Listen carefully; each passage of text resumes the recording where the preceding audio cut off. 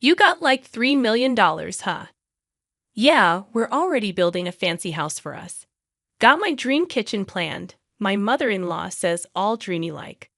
I've quit my job. Gonna start a business with Ashley's inheritance. My husband says, looking way too happy about it. Wait a sec. Ashley didn't get any inheritance yet. You're quitting your job and building stuff already. What's the deal? Let's not fib here. It's obvious you got money. How about we take a trip before jumping into this house thing? Hawaii, maybe? My father-in-law adds, making things even more confusing. What are they even thinking? They want to spend the money I got from my mom on whatever they want. I'm mad as heck, but I don't know what to do. A few months back, let me take you there. My name's Ashley, I'm 38, and I teach at a high school. I've been married to David for 12 years. He's 2 years older and works in an office. Right after we tied the knot, our daughter Julie came along, and ever since, my life's been a whirlwind of work and raising her. Today, we're off to see my mom at the hospital. Hey, Grandma, it's been a bit. Ah, Julie dear, come here, my mom says, gently running her fingers through Julie's hair. She looks thinner, and her face isn't as lively. There's this guy in a suit standing by her bed. He nods at me as I glance his way and then leaves. Mom, who's that guy? Just someone I know, nothing to worry about. How are you holding up, Ashley? And David, is he doing okay? My mom's eyes, a soft shade of blue, twinkle as she smiles. She met my dad when he was in the import-export business overseas, and she moved to the U.S. to marry him. Raising a kid in a new country couldn't have been easy. That they did it together. Mom taught me a lot growing up, which is why I'm able to teach now. I'm really grateful to my parents for giving me such a good upbringing. Dad passed away a few years back, and since then, Mom's been on her own, dealing with illness and hospital stays. She handed off the business to a relative and now spends her days quietly in the hospital. I'm good, Mom. Anything you need. Just having you and Julie here is more than enough. After chatting with Mom for a while, Julie and I head home. Julie fills Mom in on school stuff and the latest book she's read. She's 10, a tricky age, but we get along well. Even setting aside my mom goggles, I think she's a smart, honest kid who's growing up nicely. We're back. Hey, welcome back. How's my mom doing? David asks when we walk in. Same old, same old. And you? How was your seminar? Heard good things about it. Excited for the next one. Lately, David's been going to seminars about quitting his job and starting a side hustle. Seems like he's after more money, but his job's not bad, and we're doing fine with my income. I don't like how obsessed he is with money. Probably gets it from his parents. They've always been tight with cash, always asking for small amounts whenever we see them. They've never bothered with Christmas gifts for Julie either. Thankfully, they live far away, so we don't see them much. David helps out around the house, though, so it's manageable. As long as I've got my mom, David, Julie, and our simple life, I'm happy. Then one day, I got a call from the hospital. Mom's condition had taken a turn for the worse, and she was in critical condition. When we reached the hospital, my mom was barely hanging on. Mom, Grandma. Ashley, I've always wanted you to be happy. Take care of Julie. She means everything. I love you. Those were her final words. My mom, who poured her heart into raising me alongside my dad, who cherished Julie more than anything. Seeing her peaceful face in the coffin, all I could do was cry. Julie stood by me, crying too. A while after Mom passed, an envelope arrived from a law firm. Ashley opened it, puzzled by the unfamiliar sender. Inside was a document. I've been given your mother's will, leaving everything to you.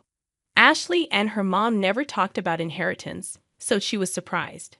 But with the letter in hand, she decided to visit the law firm alone. Hi, I'm Ed, the attorney, said the man with glasses, the same one from the hospital room.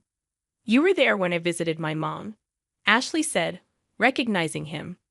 Yeah, we met there. Your mom entrusted me with something, Ed said gently, almost bringing Ashley to tears.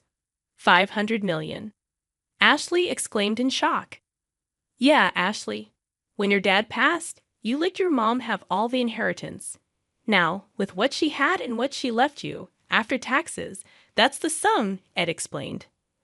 I knew my parents were well off, but I never asked for money after getting married, and I avoided talking about inheritance. It's overwhelming, Ashley said, feeling a bit dizzy, but it's a sign of love from my mom. I'll leave it to you, Ed. Your mom cared about you more than anything. She asked me to assist you if needed. You can talk to me about anything, Ed said. Thank you, I really appreciate it. Ashley nodded to Ed and left the room. As time went by, nearing her mother's 49th day memorial, David, her husband, started bringing up her mother's inheritance often.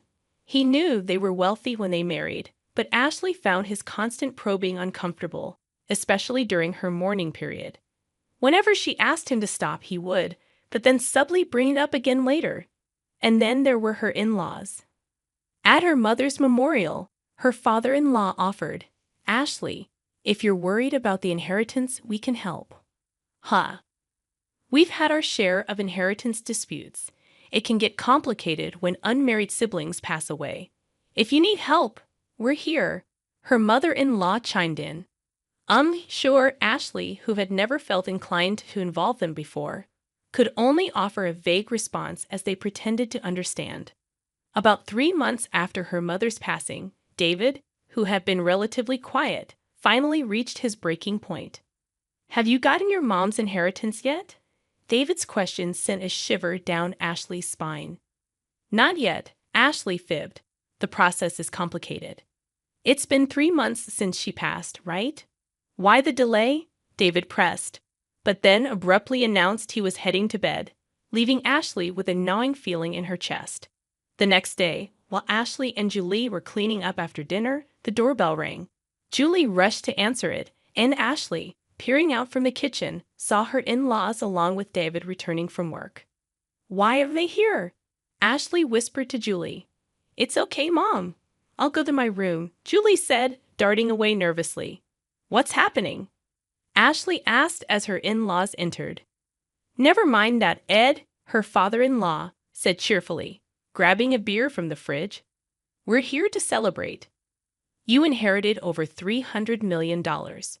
We've even started building a duplex for us all to live in, complete with your dream kitchen. Listen, Ashley, be happy. Her mother-in-law chimed in dreamily. We're planning to build a duplex. We've put down half of our savings and some money Mom and Dad saved up. The loan's in my name, but you can settle it all with your inheritance. It's a way to give back to them. What? I quit my job. I'm starting a business with your inheritance, David announced, looking oddly pleased. Wait a minute. What's going on? I haven't received any inheritance yet. And why are you quitting your job and talking about a duplex? Let's not play games. It's obvious you got an inheritance. How about we take a trip before diving into house plans? Maybe Hawaii. As chaos unfolded, David and her mother-in-law seemed to agree with Ed. David, with a mocking laugh, said, You're being miserly, Ashley. We checked it out because you kept saying you hadn't received the inheritance. If you don't process it within 3 months, you can't refuse it. So whether you told the truth or not, you've inherited, right? Considering my father-in-law's company, it must be more than $300 million. We'll live comfortably thanks to them. Thanks, Mom. Make sure to arrange money for the duplex and my capital. Hearing David speak like that left her feeling lightheaded. But what kind of people are these, wanting to use my precious inheritance from my mom as they please, indulging in luxury? I was burning with anger, but I couldn't speak. I worried about Julie, who was in the other room. I'm stepping out for a bit. I called out to them, but they were too engrossed in discussing their plans for the inheritance. I left without even grabbing my wallet. The night air was brisk, and as I reached a familiar hilltop park, the tears started flowing. I cried silently, feeling the weight of frustration and exploitation. My emotions were a jumble, but I couldn't bring myself to mention divorce, not with Julie still in the picture. My mother's words echoed in my mind. Take care of Julie above all else, and I cried anew. Suddenly, someone approached me. Startled, I looked up, and they began speaking softly. 3 days later, I called my husband and in-laws to a restaurant with private rooms. So you're back home after that day. Did you withdraw the money, Ashley? You shouldn't leave without telling your husband. Ignoring their words, I handed them a document, a filled-out divorce notice. David, I want a divorce. What? What's this? David's panic was palpable, and my in-laws exchanged worried glances. I can't continue like this. I'm done. I replied firmly, facing David's escalating anger. You're leaving us just because you got the inheritance? You've become so greedy. Ashley retorted. Ever since I inherited from my mom, you've been out of control, quitting jobs, planning to live with your parents without consulting me, using my savings to build a house, and now planning trips. Who's the one who changed when the money came? I can't stay with people like this. And you can't just divorce me out of nowhere. That's right. Half of everything it is David's, including our savings and half of the inheritance. David and my in-laws barked as they closed in on me. Just as I was about to respond, the door opened, revealing Julie and Attorney Ed. Dad, Grandpa, Grandma, you should know better. Mom's inheritance isn't shared property, right, Mr. Ed? I'm Attorney Ed. Ashley's mom entrusted me with this matter, and I've been advising her. Ed explained with a bow, leaving David flustered. But wait, inherited property isn't shared. It's not subject to division, he clarified. What? That can't be right. Is this a mistake? David stuttered. That can't be. I was stunned by their reaction. It seemed they genuinely believed they were entitled to my inheritance. If that's the case, it's even more reason not to divorce. I'll stick by you no matter what, my husband shouted with bloodshot eyes, disregarding everything. Stop it, Julie intervened calmly. Since Mom inherited, Dad hasn't thought about her once. Grandpa and Grandma only care about money. They never even mention me. I can't see them as family. David and my in-laws were taken aback. When I was upset about the inheritance, Julie spoke up. She told me, Dad, Grandpa, and Grandma are wrong. They're trying to take Grandma's legacy. Mom, I'm with you. Let's fight this together. With those words, I made a decision, contacted Ed, and arranged this meeting. Julie, that's not true. Dad wants what's best for you. And you'd be happier with us, wouldn't you? My husband and in-laws pleaded desperately. Children shouldn't interfere, they added. Julie, with a look of frustration, said, I'm going with Mom. I can't stay with you anymore, and turned away. We've made our decision. Julie and I will leave, I said calmly, which angered David. I've never cheated, and you can't force a divorce. I'll get a lawyer. We'll get that money, he threatened. Then I'll handle it from here. Ed intervened quietly. The crux here is whether there are serious grounds for ending the marriage, quitting his job, using our savings without consent, making decisions unilaterally, and Julie expressing her distress. We have multiple arguments to support our case. Additionally, your daughter has recorded evidence of all of you pressuring Ashley for her inheritance. That should serve as compelling evidence. Damn it, David slumped, and my in-laws went pale. After Matt, Julie, and I left the restaurant. A year later, thanks to Ed's efforts, my divorce with David was finalized. Julie and I moved into my mother's old house, but we received numerous letters pleading for reconciliation, and David was spotted near Julie's school, prompting us to seek a restraining order with Ed's help. After that, things quieted down. Rumor has it they did build a duplex. My retired in-laws had to find jobs at a factory, and despite David's attempts, he ended up doing manual labor. According to neighbors, their new home was rife with constant arguments, making them unpopular in the neighborhood. Julie and I continue to live peacefully, supporting each other. Recently, Julie expressed a desire to study abroad in my mother's homeland. To sever ties completely with my ex-husband, we decided to move overseas, using a portion of my mother's inheritance. I'm certain she would approve. Julie seems to thrive in her new school, and I've found work as a teacher there. Here's hoping these tranquil days persist. Henceforth, my brother and his wife declared, We'll manage the household independently, so find another place to live. My mother, aligning herself with their decision, treated me as an impediment. Do they comprehend who has been footing the bills for the house? I never anticipated such disrespect. In the recesses of my mind, I resolved to take certain actions. I go by the name Carrie, a 30-year-old woman. Currently, I reside in my parents' home after returning from college. Initially, I ventured into the corporate world to forge my path, but the challenges overwhelmed me, prompting my return home. While initially navigating unemployment, I explored work-from-home opportunities. Armed with a scientific background, I embarked on a freelance engineering career.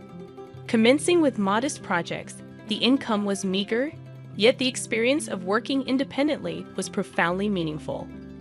In stark contrast to conventional employment, I could generate ample income without excessive social interaction. As my confidence grew, so did my workload and earnings. Within a year, my income rivaled that of a regular corporate employee. However, the predicament lay in my parents' understanding, especially my mother's reluctance to embrace my work-from-home lifestyle. My father grasped my explanation, but my mother, rooted in traditional beliefs, harbored apprehensions about what she couldn't fathom. Despite my earnest attempts to elucidate, my mother persisted with questions like, "How long do you plan on staying home?" and insinuations about the legitimacy of my online work. Despite presenting evidence of client emails and salary statements, my mother remained unconvinced. She suspected it to be some shady business or involvement in a dubious religion, despite the consistent payments and the legitimacy of my job. Despite my detailed explanations, my mother remained steadfast in her skepticism. She continually expressed concerns about the possibility of relying on unemployment benefits, emphasizing their impermanence. Although I had contemplated living independently, my savings were not yet sufficient. Around that time, my father's health took a toll, with deteriorating legs and back necessitating nursing care. Facing an early retirement and sudden income loss, my father assured me that his pension would suffice. However, acknowledging my mother's spending habits, I questioned his ability to manage. His face wore the fatigue of anxiety about the uncertain future. My father had supported me through college and even when I returned home due to mental health challenges. The idea of leaving him alone and continuing to live independently troubled me. My mother, too, grappled with confusion over my father's sudden condition. Contemplating the situation, I felt a sense of responsibility and a desire to give back. Reassuring my father, I pledged to support the family from that point onward. He expressed surprise, doubting my income's adequacy, but I confidently showed him my stable financial situation. Grasping the reality, my father, who had always understood my circumstances, was taken aback by my newfound stability. Encouraged by his understanding, I offered to help with household expenses, medical bills, and other financial obligations. Each month, I transferred a certain amount to my father's bank account, shouldering a significant part of the financial burden.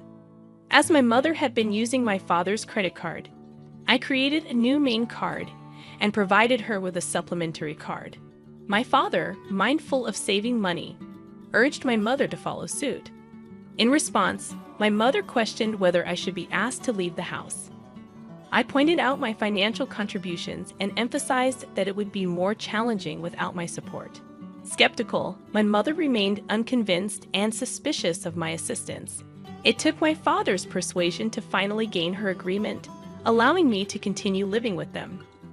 Continuing my work and household responsibilities, I found my mother increasingly taking my assistance for granted. Her strictness intensified, with constant remarks about the speed of my chores. "Can't you finish your chores faster?" she would complain. I explained the challenge of multitasking while working, but she dismissed my concerns. The strain on my relationship with her became apparent, and it seemed irreparable. In contrast, my father, understanding my efforts, provided much-needed support. Despite this strained dynamic, we persevered in this manner for a year. After a year, my father's health took a sudden downturn, requiring hospitalization. Visiting him daily, I shared moments of concern and reassurance. Aware of the strain on me, my father expressed gratitude, acknowledging the difficulties in my relationship with my mother. As my father grappled with health issues, the already strained relationship between my mother and me deteriorated further. Despite feeling suffocated at times, I remained committed to supporting my family. Recollections of my mother's past efforts, especially during my student days, kept me steadfast in this commitment. However, a significant shift occurred when my mother welcomed my brother Kevin and his wife Mary. Their unexpected arrival brought an abrupt change to my living situation.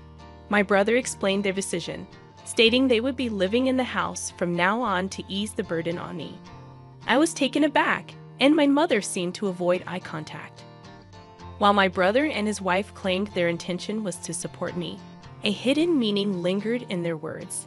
My mother, expressing gratitude, subtly hinted at my need to contribute more to the household. Despite the surprise, I learned that my brother, a graduate of a prestigious college, had joined a reputable company. The unexpected turn of events left me questioning the true motives behind my brother and his wife's presence in our home.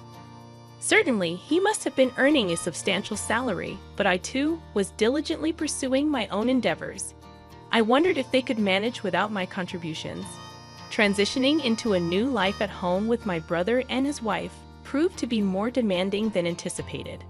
"Wake up, Perry, make breakfast," my brother's wife hollered, banging on my door.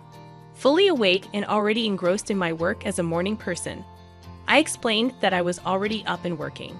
Despite my work commitments, they insisted that I prepare breakfast. "Get on with it and get breakfast ready," she demanded. I reluctantly forced myself to assist, considering our family's usual morning freedom. Typically, we enjoyed meals at our own pace, especially when my mother and brother's wife were present. I presumed it was customary for the wife to prepare breakfast for her husband. However, my sister-in-law insisted on cooperation, and I reluctantly joined them in the kitchen. Despite my efforts, their dissatisfaction was evident.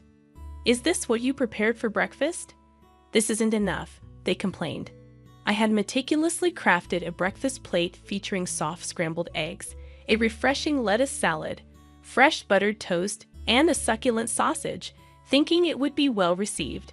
However, it seemed I had missed something. "You don't have to eat it," I retorted. But their surprise was palpable. Their reaction turned confrontational, questioning my attitude and who I thought I was. My brother, often condescending, mocked me, likely influenced by our mother. Despite explaining my work commitments, they dismissed it. "What kind of work is that? Are you crazy?" they exclaimed. Frustrated by their lack of understanding and the impact on my work, I packed my laptop, ignored their protests, and left the house.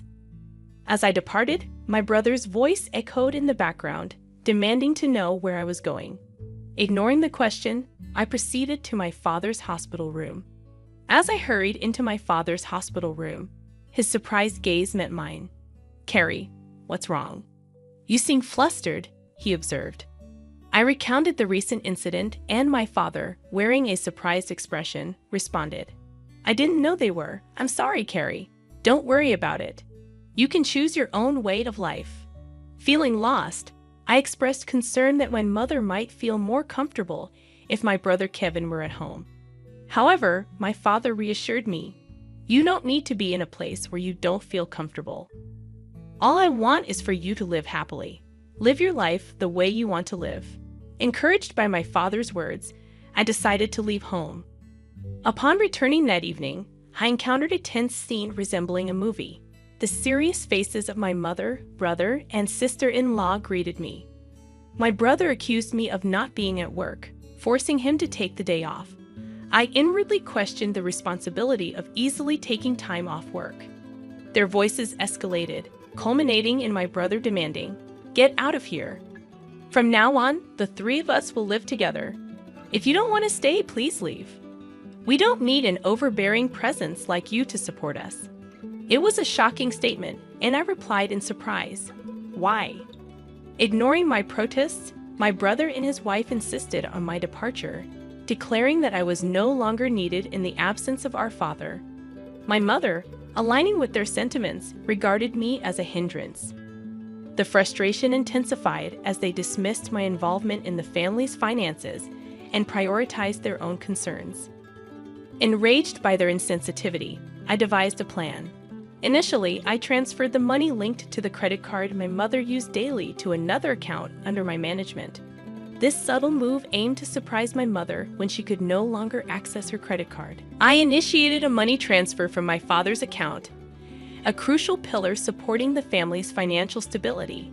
However, I ensured that only my father's medical expenses could be withdrawn from this separate account, unbeknownst to my mother. Consequently, a significant financial burden now rested on my brother and his wife. Though unaware of the intricate details of my brother's income, I was certain that he would feel the weight more than ever. After completing the necessary formalities, I gathered my belongings and declared my departure, saying, "I'm leaving this place."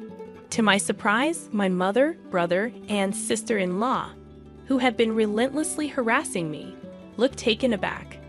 Their astonishment revealed that they hadn't anticipated my decisive action, although, from the expressions on their faces, it seemed they were secretly enjoying the moment. As I announced my departure, they belittled me, expressing their relief. "You're finally leaving. We've never dealt with such a troublesome person. You're not coming back, are you?" In response, I asserted, "Of course not. Don't contact me." They smiled as I left the house, but I couldn't help but wonder what they would think after I had left. Embarking on a new life in a tranquil environment, I found solace and the freedom to enjoy my own time. Refreshed and focused, I immersed myself in my work. However, as expected, a call from my brother disrupted the peace. "I told you not to contact me. What's wrong?" I questioned. His voice conveyed surprise and urgency as he inquired about my involvement in the family's financial transactions. Confirming my role, I reminded him that I had mentioned my work several times, but neither he nor our mother had believed me. Expressing confusion, he admitted, "Well, Mom said a lot of things, and I was a little confused." Acknowledging that it wasn't my fault, he revealed a financial predicament. With my absence, they struggled to manage expenses, and my mother's spending had exacerbated the situation. Though sympathetic, I asserted, "I was able to support you in many ways because I was at home. I'm not there anymore, so you have to handle it, Carrie."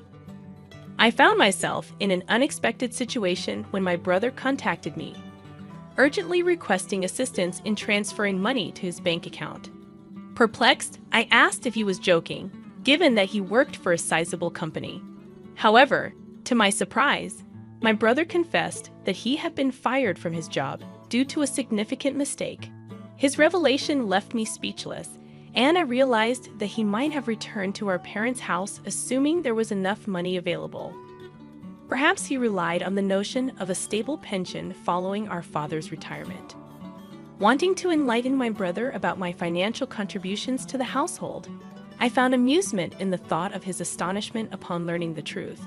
His wife and my mother joined the plea for financial aid, claiming they were on the verge of running out of savings. My mother even revealed that my father refused to contribute to household finances any longer. In response, I firmly declared that I had supported them enough, urging them to work hard and support themselves. I severed communication, emphasizing my decision to distance myself from their financial struggles. My father, recognizing the strain in his relationship with my mother, consulted a lawyer and opted for a quieter life in a different place. While I continued to visit my father daily, a friend shared my brother's recent struggles. He had moved into a modest apartment, leading a frugal life. My mother, once a homemaker, faced challenges in her sudden job, while my brother found it difficult to adapt to the opinions of younger colleagues. Despite his wife's efforts, she succumbed to the pressure and departed, leaving my brother and mother to navigate their challenges together. Concerns lingered for my mother, who maintained her habit of overspending, accumulating debts. However, I recognized my limitations in offering assistance. Focused on my own endeavors, I worked diligently in a comfortable living space, gradually accruing more resources. Contemplating new ventures, I aimed to spend quality time with my cheerful father, appreciating every moment with him.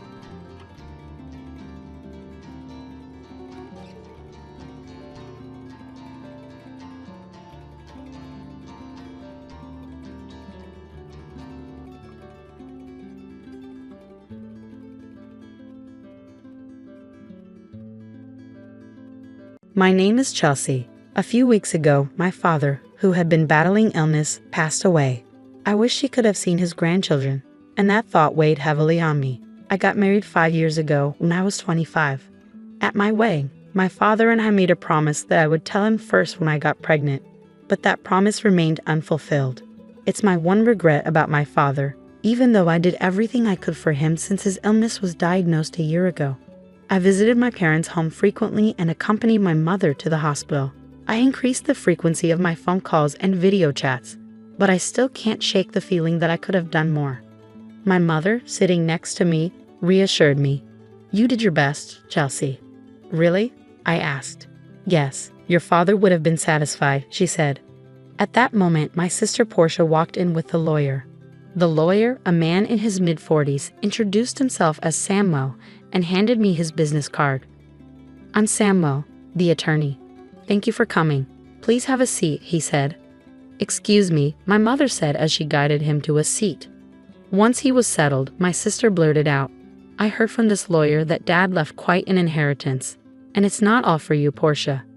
"I know that," I said, my sister now glaring at me. I glared back.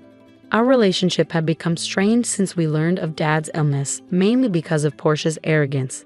Despite my attempts to reach out, she never visited our father. Of course, I may have been too harsh because I was worried about him, but her indifference was also a problem. "You're not a child, so stop being so stubborn," I said. "I'm not being stubborn," she retorted. "I live in a city. It's not easy to come out to the countryside. But you can get here in 2 hours by car," I said. "Those 2 hours are tough and costly," she shot back. "It's the money that's important to you, isn't it?" "Of course, I'm busy, so stop contacting me."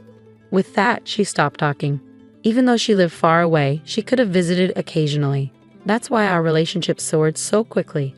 In the end, Portia never visited our father, and our relationship never improved. The lawyer sensed the tension and intervened. "Let's calm down, please."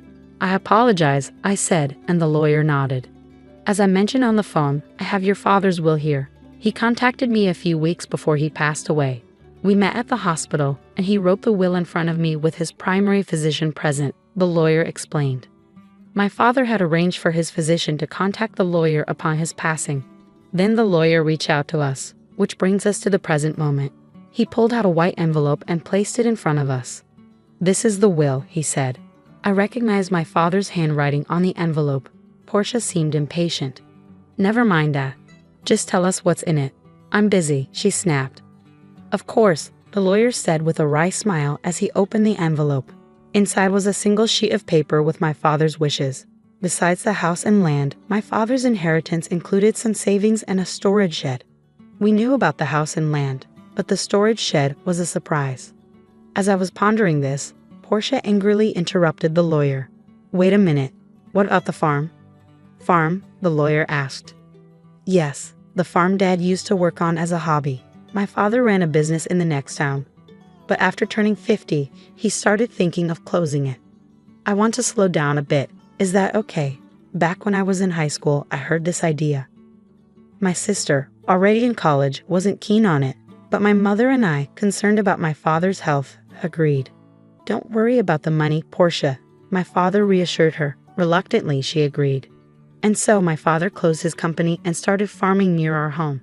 He found joy in moving his body while farming, and seeing him happy, I felt reassured that we had made the right decision. My sister, however, didn't seem to share the sentiment. She had promised to return home after college but ended up getting a job near her university. Eventually, she married the CEO of an IT company she met through work.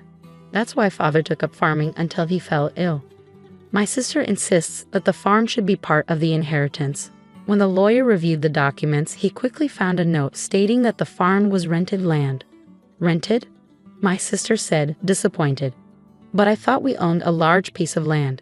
Indeed, the farm where my father grew vegetables was spacious, but maybe it was for the best that it was rented, considering we knew little about farming. The conversation then turned to dividing the inheritance. The house and land go to the wife, the lawyer declared. So we can divide the rest however we want. Please divide the savings and storage shed between you two, he continued. Savings mean cash, right? I'll take the cash. How much is it? My sister asked. The savings amount to about $100,000. There's no need to pay inheritance tax for this amount, the lawyer replied. Then I'll take the $100,000 in cash, my sister declared triumphantly. But I couldn't agree with such a selfish arrangement. I strongly protested against my sister. Wait a minute, I object. Why? I'm the oldest daughter, I argued. That's irrelevant. You can have the storage shed, my sister retorted, flipping through the documents. What even is that anyway? She asked the lawyer. It's the storage shed next to the farm. You'll inherit the building, the land, and its contents, the lawyer explained. My sister's eyes lit up at the mention of land. Even though she's married to the CEO of an egg company, does she still want more money? I wondered. As I pondered, the lawyer continued, but it's about 65 square feet, roughly the size of a small bedroom. A small bedroom? Yes, here are the photos, the lawyer said, placing them on the table. The exterior looked like a rundown shack, and the interior contained only basic tools, nothing of significant value. I don't want it, my sister grimaced, glancing at the photos. The shed looked ordinary, almost unremarkable. These items are sentimental, but they won't bring in any money. As I considered the situation, my sister spoke up. Fine, I'll take the cash. You can have the dirty shed. Hold on, that's not fair, I protested. You agreed to the vegetable farming. What are you complaining about now? Her response left me with little to argue. Still, I couldn't let her take all of Dad's inheritance without standing up for myself. So we're good then? My sister pressed, waiting for my answer. My mother interrupted. As long as Portia won't complain later, I have no objections. Portia quickly agreed. Of course I won't complain. So it was decided. Portia would get the cash, and I would receive the shed. My sister grinned triumphantly, but I wasn't content. I'm not satisfied, I objected immediately. Just let it go. Why are you so greedy? Portia shot back. That's not it, I argued. You're being a hassle. You care more about money than about Dad's memory. Portia's words left me speechless. Of course, family is more important than money. While money matters, it should never be more valuable than family. But before I could respond, my sister abruptly ended the conversation. In the end, my mother received the house and land, while Portia got Dad's savings. All I was left with was the shed. My sister signed a document agreeing not to dispute the inheritance division and then laughed loudly. Frustrated, I vented to my mother. Mom, why didn't you help me? I did help you, she replied. How? You let Portia take the cash. I made sure you got the shed, she said with a smile. I pouted in response, but my mother added, you might find something surprisingly good if you look closely. The next day, I collected the key from the lawyer and headed to the shed near the field. It was a 10-minute walk from home along a quiet rural road. Finally, I reached the field my father had rented for the past year. Now that he had been hospitalized, the field stood empty. I unlocked the shed and pushed the door open. Wow, it's dusty, I muttered as a cloud of dust greeted me. The shed clearly hadn't been cleaned in a while. Still, there might be something of sentimental value left by Dad, I thought, glancing around. But the interior was just a dirty shed, filled with farming tools and not much else. While the tools might have sentimental value, they were nothing extraordinary. Maybe I should just take what's inside for now. I mumbled as I continued to survey the room. That's when I noticed something strange. Huh, I muttered. The inside of the shed seemed smaller than it looked from the outside. Perhaps it was the dim lighting, but the space felt a bit more confined than I had anticipated. Could it be my imagination? I stepped outside to take a closer look around the shed, but the feeling that something was off remained. After thinking it over, I walked around to the back of the shed, where it was bordered by a thicket of trees. To my astonishment, there was another door at the back. Wait, another entrance? I gasped. From inside the shed, there had only been a solid wall, indicating the only entrance was the door I used earlier. Yet, from the back, there was another door. I was puzzled. How could there be a door at the back that wasn't visible from inside? This suggested there was a separate space accessible only from the outside. Excitement surged through me as I realized this could be one of Dad's surprises. He loved surprises and often surprised me on my birthdays. The memories brought tears to my eyes. Determined to uncover Dad's hidden surprise, I hurried back into the shed and began searching for the key to the back door. If Dad had left something special, he would have likely hidden the key somewhere in the shed. I let my instincts guide me as I began the search. I rummaged through the shed and eventually found 2 keys hidden in the handle of a shovel. Curious, I went around to the back and tried one of the keys in the door. With a click, the door opened. What could be in here? I wondered.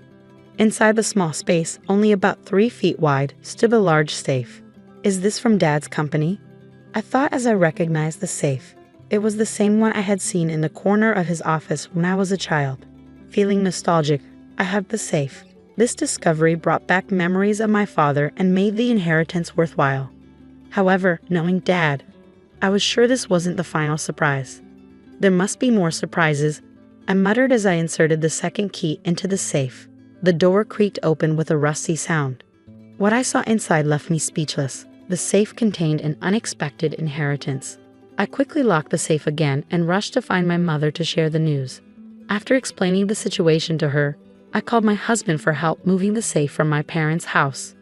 It then dawned on me that the contents of the safe were likely part of my inheritance and might require me to pay inheritance tax.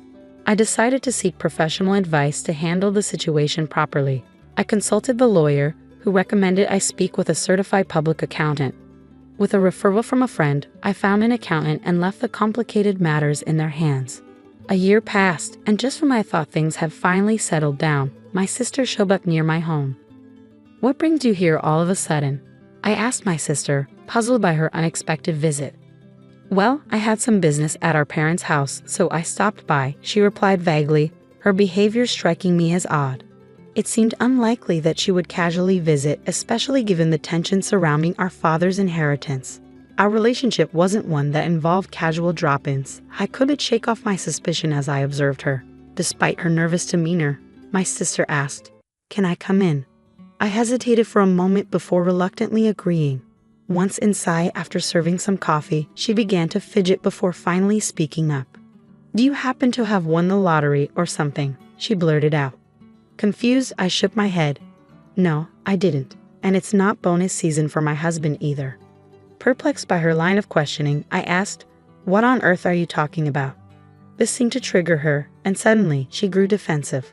"What are you making fun of me for?" she snapped. "No, I'm not making fun of you. I just don't understand what you're talking about," I replied, trying to keep the situation calm. "Money. You have it, don't you?" "Money," she exclaimed, her voice rising with excitement. It was then that she launched into a story she had heard a few days ago. She had run into our aunt in the city by chance, and their conversation had turned to our father's passing. "I know how hard it's been for you since you lost your father. Are you doing okay?" our aunt had asked. "Yes, well, I visited him many times when he was sick. Thank you," my sister had replied. "But you must be relieved, right? Getting such a big thank you gift," our aunt had continued. "Thank you gift? Yes, your sister sent me a $500 gift card as a thank you for visiting him," our aunt had revealed.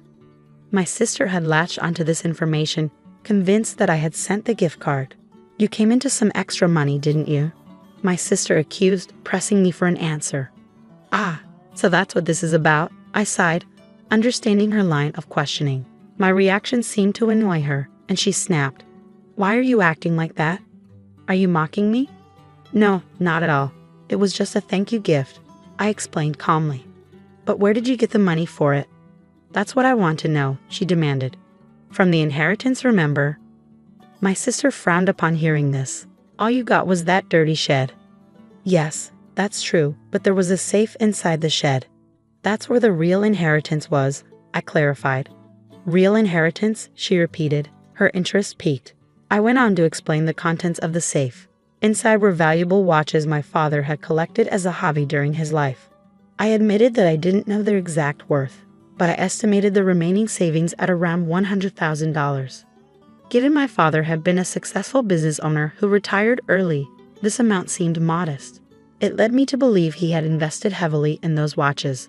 If they're valuable, you'll have to pay inheritance tax, my mother had pointed out after seeing the contents of the safe. What should I do, Mom? I had asked. She paused to consider and advised, it's best to declare everything properly. Things like this always come out in the end. But how do I go about it? I asked. Let's consult the lawyer we spoke to recently, she suggested. So I scheduled another meeting with the lawyer.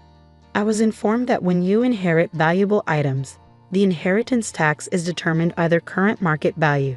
Additionally, I was advised that a certified public accountant could manage the tax situation for me, so I entrusted them with the task. After consulting with the accountant, it was determined that the watches alone were valued at a minimum of $500,000. With such high-value watches, you'll need to pay inheritance tax, the accountant advised. To cover the inheritance tax, I decided to sell some of the watches. Since I lacked expertise in valuing them, it made sense to sell the more expensive pieces to someone who could appreciate their worth. The proceeds from the sale were used to pay the inheritance tax, and I sent thank you gifts to the relatives who had supported us. Those thank you gifts were the gift cards my sister was referring to. Meanwhile, I kept sentimental items like a pocket watch my father often wore. As I shared the story with my sister, I showed her the pocket watch. This one isn't expensive, but it holds the most memories for me, I explained. Despite this, my sister's reaction was less than enthusiastic. You don't have any watches left? She asked. No, I still have some in the safe, I reassured her. It's at Mom's place. The safe is too large for my house and was the one Dad used at his company. My sister murmured, looking away and deep in thought. Her expression made me uneasy, but she soon stood up and announced, I'm leaving now that I know where the money came from. She left without further incident. Given my sister's focus on money, I expected she might demand a share of the proceeds from the watch sales. So I was relieved she left without any fuss. In my relief, I overlooked the earlier unease I felt about her demeanor. However, my relief was short-lived. Late that night, my mother called me urgently. Chelsea, it's urgent. Please come over right away. What happened, Mom? I asked, alarmed by her frantic tone. It's just really bad, she replied, her voice shaky. My husband and I rushed to my mother's house. As we approached, we noticed something alarming. The area around my parents' house was lit up in red. What's going on? I exclaimed. As we got closer, the reason became clear. Several police cars were parked outside my parents' house. I pushed through the crowd and called out to my mother. What happened, Mom? My mother told me the story. Around 9 p.m., feeling exhausted, she had already gone to bed. Shortly after, she heard unusual noises, like someone searching for something, coming from the house. Her first thought was that it was a burglar. Feeling alone and vulnerable, she decided to escape through the window. As she looked back, she saw the beam of a flashlight moving inside the house, confirming her suspicion. She ran to the neighbor's house and cried out for help, saying, There's a burglar. The neighbor immediately came outside and saw the flashlight inside my mother's house. They called the police, assuming it was a break-in. However, it turned out not to be a burglar at all. It was my sister, who had sneaked into the house to search through the safe after hearing my story. Neither my mother nor the neighbor could have known that the intruder was my sister. When the police arrived, my sister was caught off guard and attempted to flee the scene. In her panic, she tried to make a quick escape but bumped into the open door of the safe, causing the already unstable safe to topple over and trap her. So, Portia got trapped under the safe? I asked, still trying to process the events. Yes, that's what happened, my mother confirmed. She was taken to the hospital by ambulance, but she keeps saying her leg hurts. I was truly dumbfounded. What on earth was my sister thinking? After the incident, my mother and I apologized to the police officers who responded to the call, feeling bad for summoning them so late. I also called my sister's husband to inform him about what had happened. Wait, so Portia broke into her own family home and got injured? I asked. Yes, that's correct, my mother confirmed. When I spoke to my sister's husband, he expressed his frustration. He mentioned that Portia had accumulated a significant amount of debt, primarily from overspending on luxury goods. He had recently discovered this and had gotten into a heated argument with her. In the end, my sister left their house, saying she would borrow money from Mom and pay it back. It turns out my sister had already used the $100,000 she inherited to pay off her debts, still short of funds. She decided to come to me in search of more money. Learning about the contents of the safe drove her actions, ultimately leading to this mess. No wonder her husband was furious. In the end, my sister, who had fractured her leg, was hospitalized. Her husband went to the hospital with divorce papers, which left my sister in shock. "I'm not getting a divorce." "Absolutely not," she protested. But it was too late. Faced with the divorce papers, my sister had no choice but to sign them. Now she's lying in her hospital bed stunned. There's a part-time job magazine next to her, suggesting she's planning to work part-time to pay off her debts.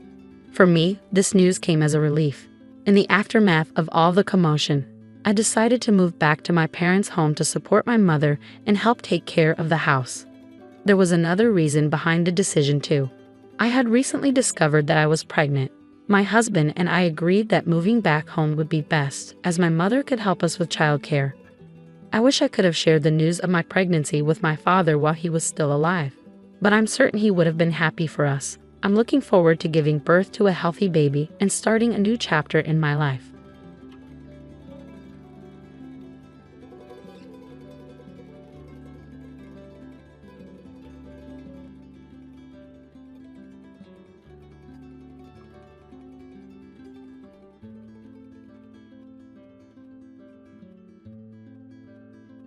I am Chelsea.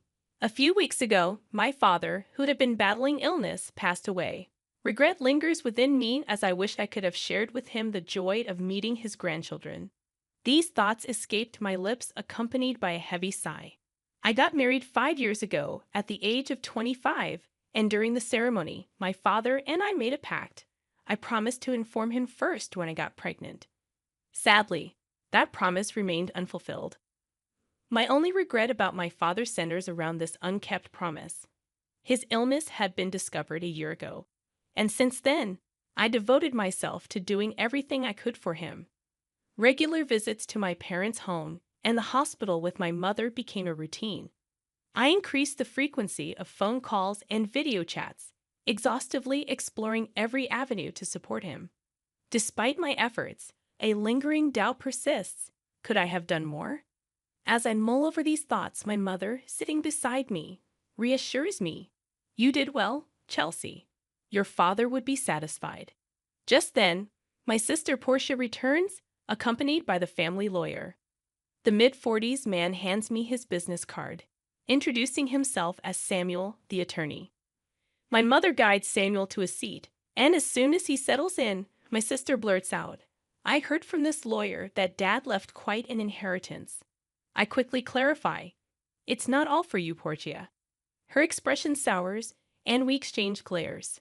Our strained relationship, exacerbated by my sister's distant attitude since our father's illness was discovered, hangs heavily in the room. I try to address the tension, stating, "I may have said it wrong, worried about him, but you don't have to be so stubborn." She retorts, "I'm not being stubborn. I live in the city. It's not easy to come to the countryside." Our argument reveals deeper issues, and the lawyer intervenes, urging us to calm down. Apologies are exchanged, but the lawyer redirects the focus, stating, "As I mentioned on the phone, I have your father's will." My mother inquires when this occurred, and Samuel responds, "A few weeks before he passed away, he contacted me." The lawyer had visited the hospital, where my father, with his primary physician present, had finalized his will. It had been arranged for the physician to inform the lawyer upon my father's passing. Now, with a white envelope in hand, the lawyer places the will in front of us, confirming, "This is the will, undoubtedly in your father's handwriting." I murmured as I verified the characters on the envelope. My sister Portia appeared somewhat irritable, but she dismissed it, saying, "Never mind, just tell us what's in it." "I'm busy. You know that very well," she added, addressing the lawyer with a wry smile. With that, he opened the envelope, revealing a single sheet of paper. The contents outlined that, aside from the house and land, my father's inheritance included some savings and a storage shed.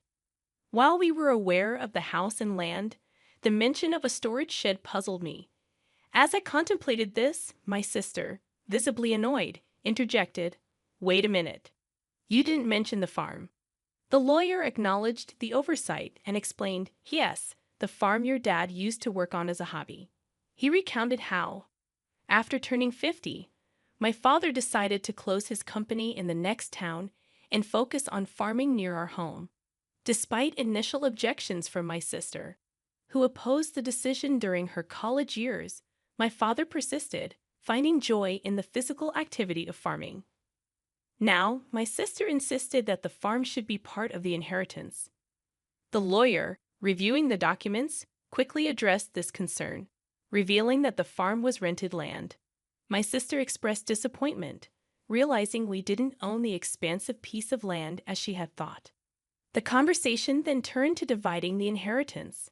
The lawyer suggested giving the house and land to the wife, my mother, leaving the rest to be divided between my sister and me. The savings and storage shed were up for distribution.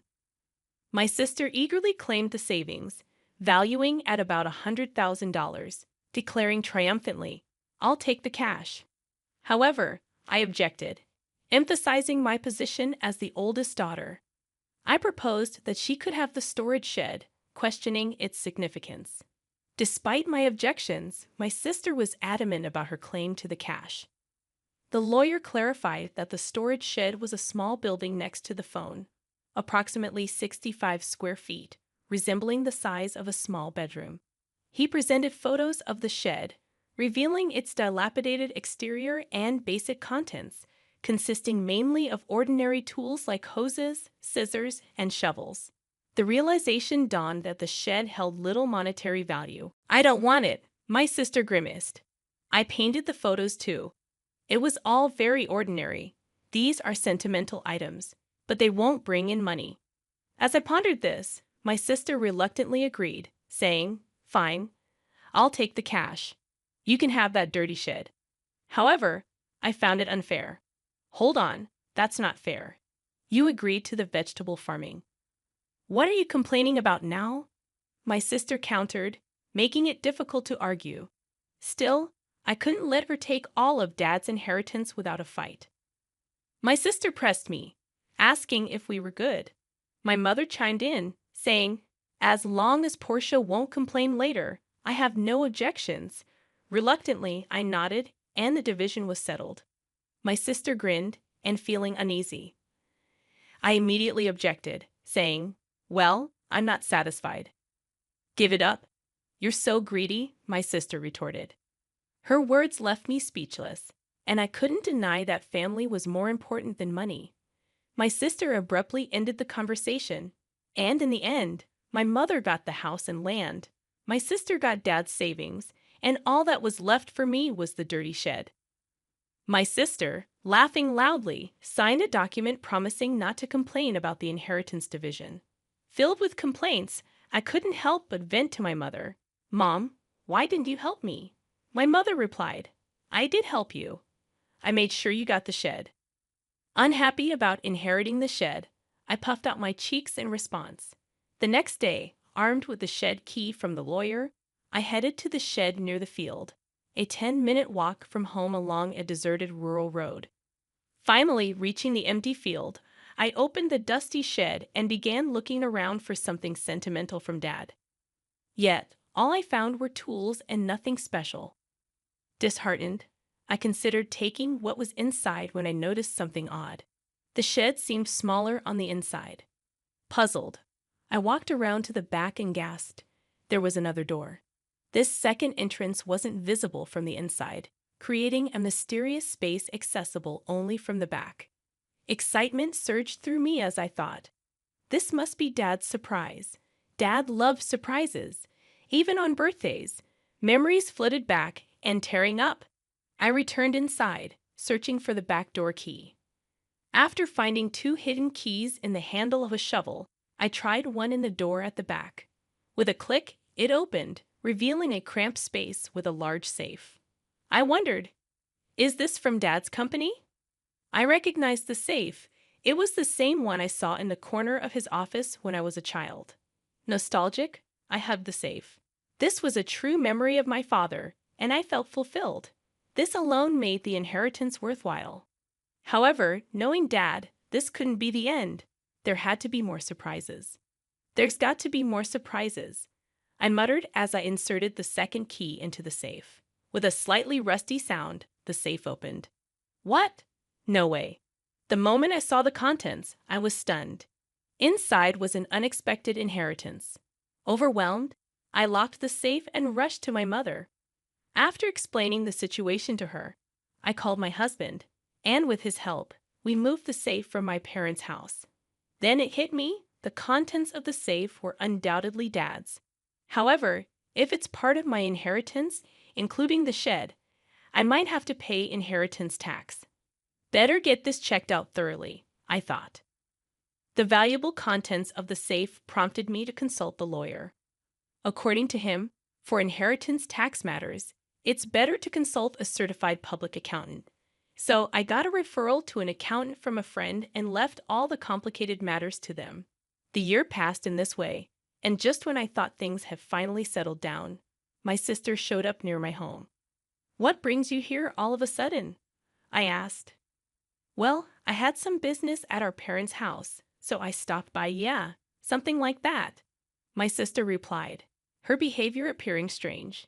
No matter how you looked at it, even if my home was close to our parents', it was still a 20-minute drive. We weren't the kind of sisters who would casually visit, especially after the tension of our dad's inheritance. I couldn't shake off my suspicion as I looked at her. My sister, acting a bit nervous, asked, "Can I come in?" "Sure, but what's the matter?" I inquired. "I have something to talk about," my sister said, forcing a smile. Reluctantly, I let her into the house. After serving some coffee, she started to fidget, and then began to speak. "So, did you win the lottery or something?" she asked. "What? No, I didn't," I replied. "Then did your husband get a bonus?" she questioned, puzzled. "I never buy lottery tickets because I'm not interested.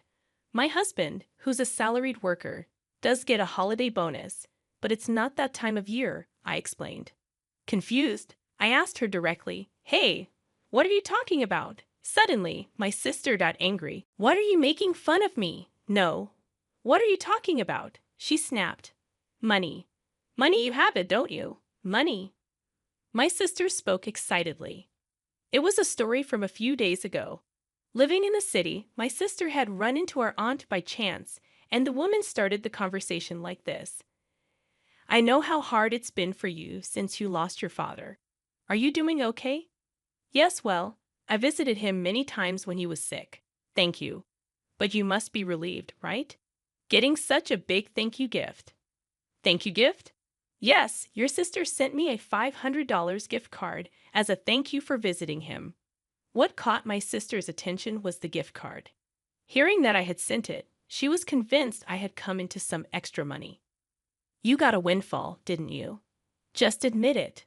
My sister interrogated me. "Ah, that's what this is about," I sighed. My sister didn't like my attitude and yelled, "What's with that attitude? Are you mocking me?" "No, it was a thank you gift." "So, where'd you get the money for it?" "That's what I want to know." "From the inheritance, remember?" I replied. "So I sent thank you gifts to relatives who had helped us," I began, and upon hearing this, my sister frowned. "All you got was that dirty shed," she remarked. "Yes, that's true, but you can't sell that for money." However, there was a safe inside it, and that's where the real inheritance was. A safe? A real inheritance? I carefully explained to her about the watches in the safe, all valuable items collected by my father as a hobby during his lifetime. However, I didn't know their exact value. On the other hand, the remaining savings were about $100,000.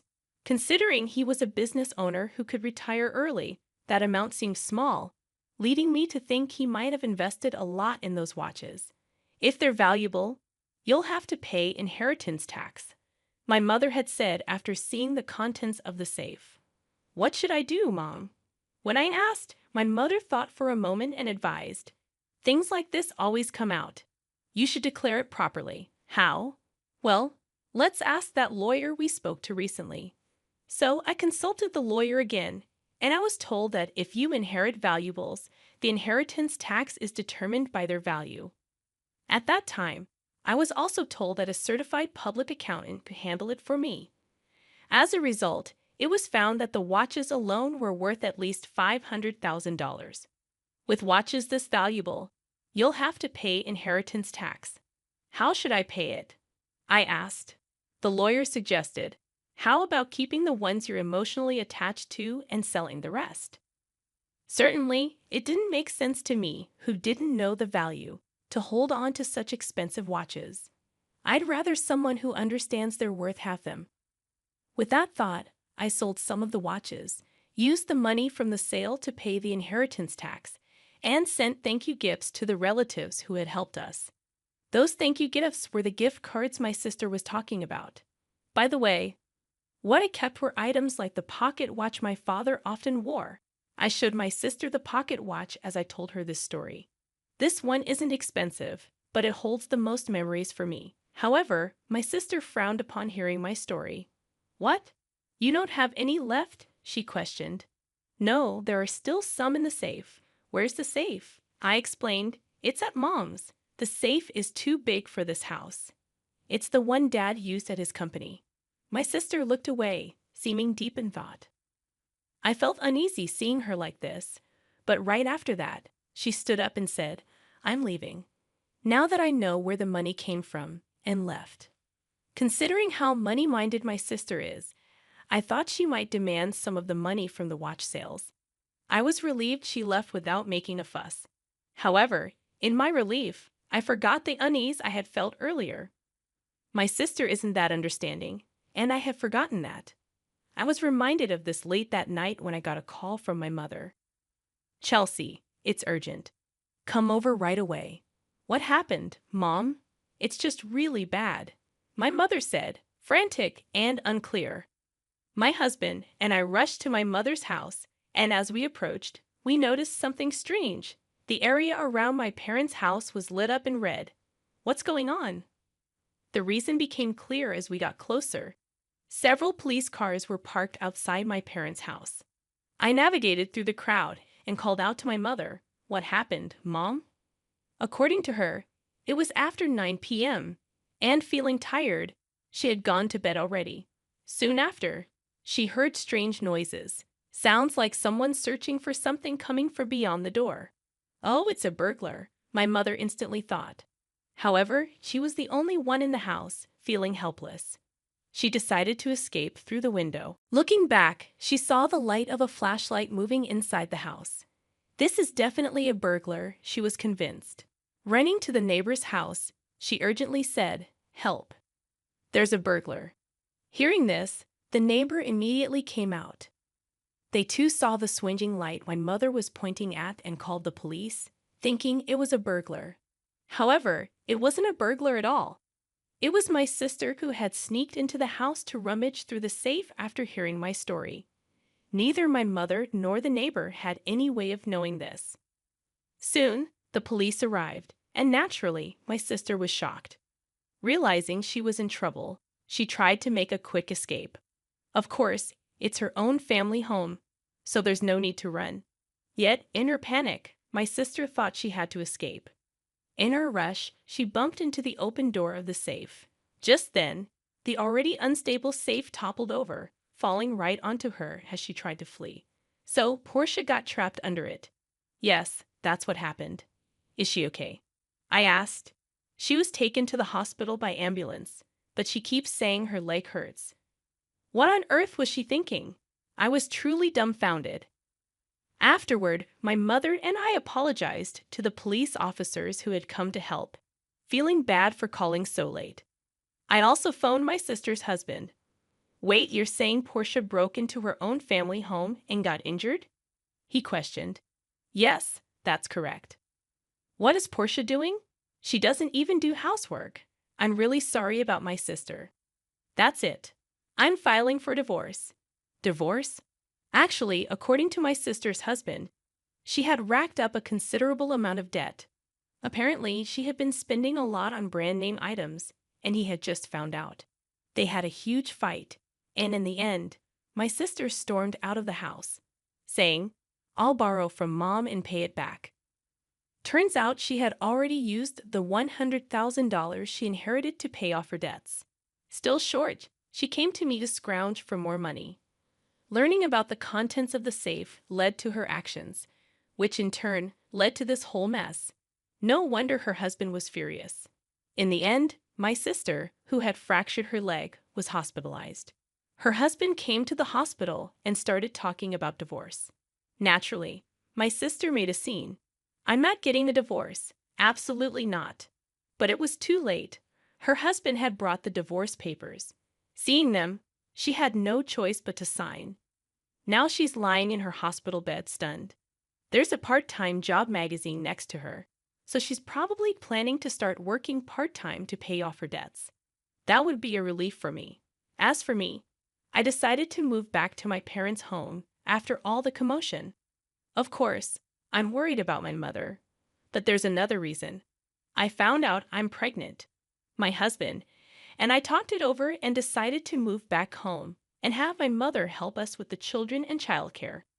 I wish I could have told my father about the pregnancy while he was alive, but I'm sure he would be happy for us. So I'm looking forward to giving birth to a healthy baby. Ken smiled as he recalled, "Your parents were always a handful." My mother-in-law nodded in agreement, adding with a faint smile, "Now that they're gone, I can say it. Growing up under such parents, it's no wonder you struggled with independence." She looked at me pointedly, her words cutting deep. "If I had raised you, Maya, you would have turned out respectable like Ken," she continued, her tone dripping with condescension. It had only been a week since my parents' tragic car accident, and I was too mentally and physically drained to argue. My parents were respectable people, and I wanted to defend them. I wanted to retort, "If your mother had raised me, I might have ended up with a despicable personality like your son." But the words wouldn't come. My body felt too heavy to move, my mind too exhausted to fight back. I was ashamed of my weakness, unable to protect my parents' honor even as they were insulted. Just as I was sinking into despair, Ella appeared, her voice sharp with anger. "You have no right to act superior," she snapped. "I know the truth." The shocking revelations she shared reignited a fire in my heart. I wouldn't allow any more insults to my parents. From that moment, my daughter and I began to fight back. I'm Maya, a 38-year-old homemaker. I married Ken because I got pregnant, and it's been 16 years since then. I live with our energetic daughter, Eva. I had to drop out of university due to health issues when I got pregnant, a decision I sometimes regretted. But seeing Ella healthy and thriving, I knew I made the right choice. I've poured all my love into her, and she respects me in return. She's a talented young woman, so much so that she earned a computer qualification in middle school and was even featured in the newspaper. I may not be tech-savvy, but I admire her dedication and hard work. She's bright, friendly, and has many friends. I'm truly proud of the wonderful person she's become. However, my relationship with Ken hasn't been as smooth. In the early days of our marriage, his words, "Your support is what keeps me going," captivated me. I dreamed of a bright future together, but the reality was far from that. During my pregnancy, I suffered from severe morning sickness and back pain, spending most of my time in bed. Even then, I can't forget his harsh words. "Aren't you even going to prepare dinner? Don't slack off on your housework," he scolded, showing no empathy for my condition. Even when I'm not feeling well, I work hard at the office every day. "I'm not slacking off like you," he'd say, making me anxious about our future. When Ella was born, Ken didn't even show up at the hospital, citing work as an excuse. I didn't see him until we were discharged. That was when my affection for him began to wane. Yet I didn't choose divorce, mainly for Ella's sake. I felt incapable of raising her alone, especially without the means to send her to a good private school. So I endured, even when Ken made irrational demands like, "I can't eat this awful food. Remake it immediately." I silently complied, striving to be the ideal wife. As I continued to obey without complaint, Ken grew more arrogant. By the time 10 years had passed, he no longer even called me by my name. It wasn't just him. My mother-in-law also tormented me. She'd visit when Ken wasn't around and harass me with cruel words. "Women with low education and no career like you aren't suitable for Ken. You probably only got married because you were young. Now that you're getting older, you better make an effort not to be abandoned." And all I could do was apologize. "I'll do my best," was always my response. But no matter how often I said it, it never seemed to make a difference. My mother-in-law would inspect the house with a critical eye, eventually pointing out some minuscule spot on the bookshelf.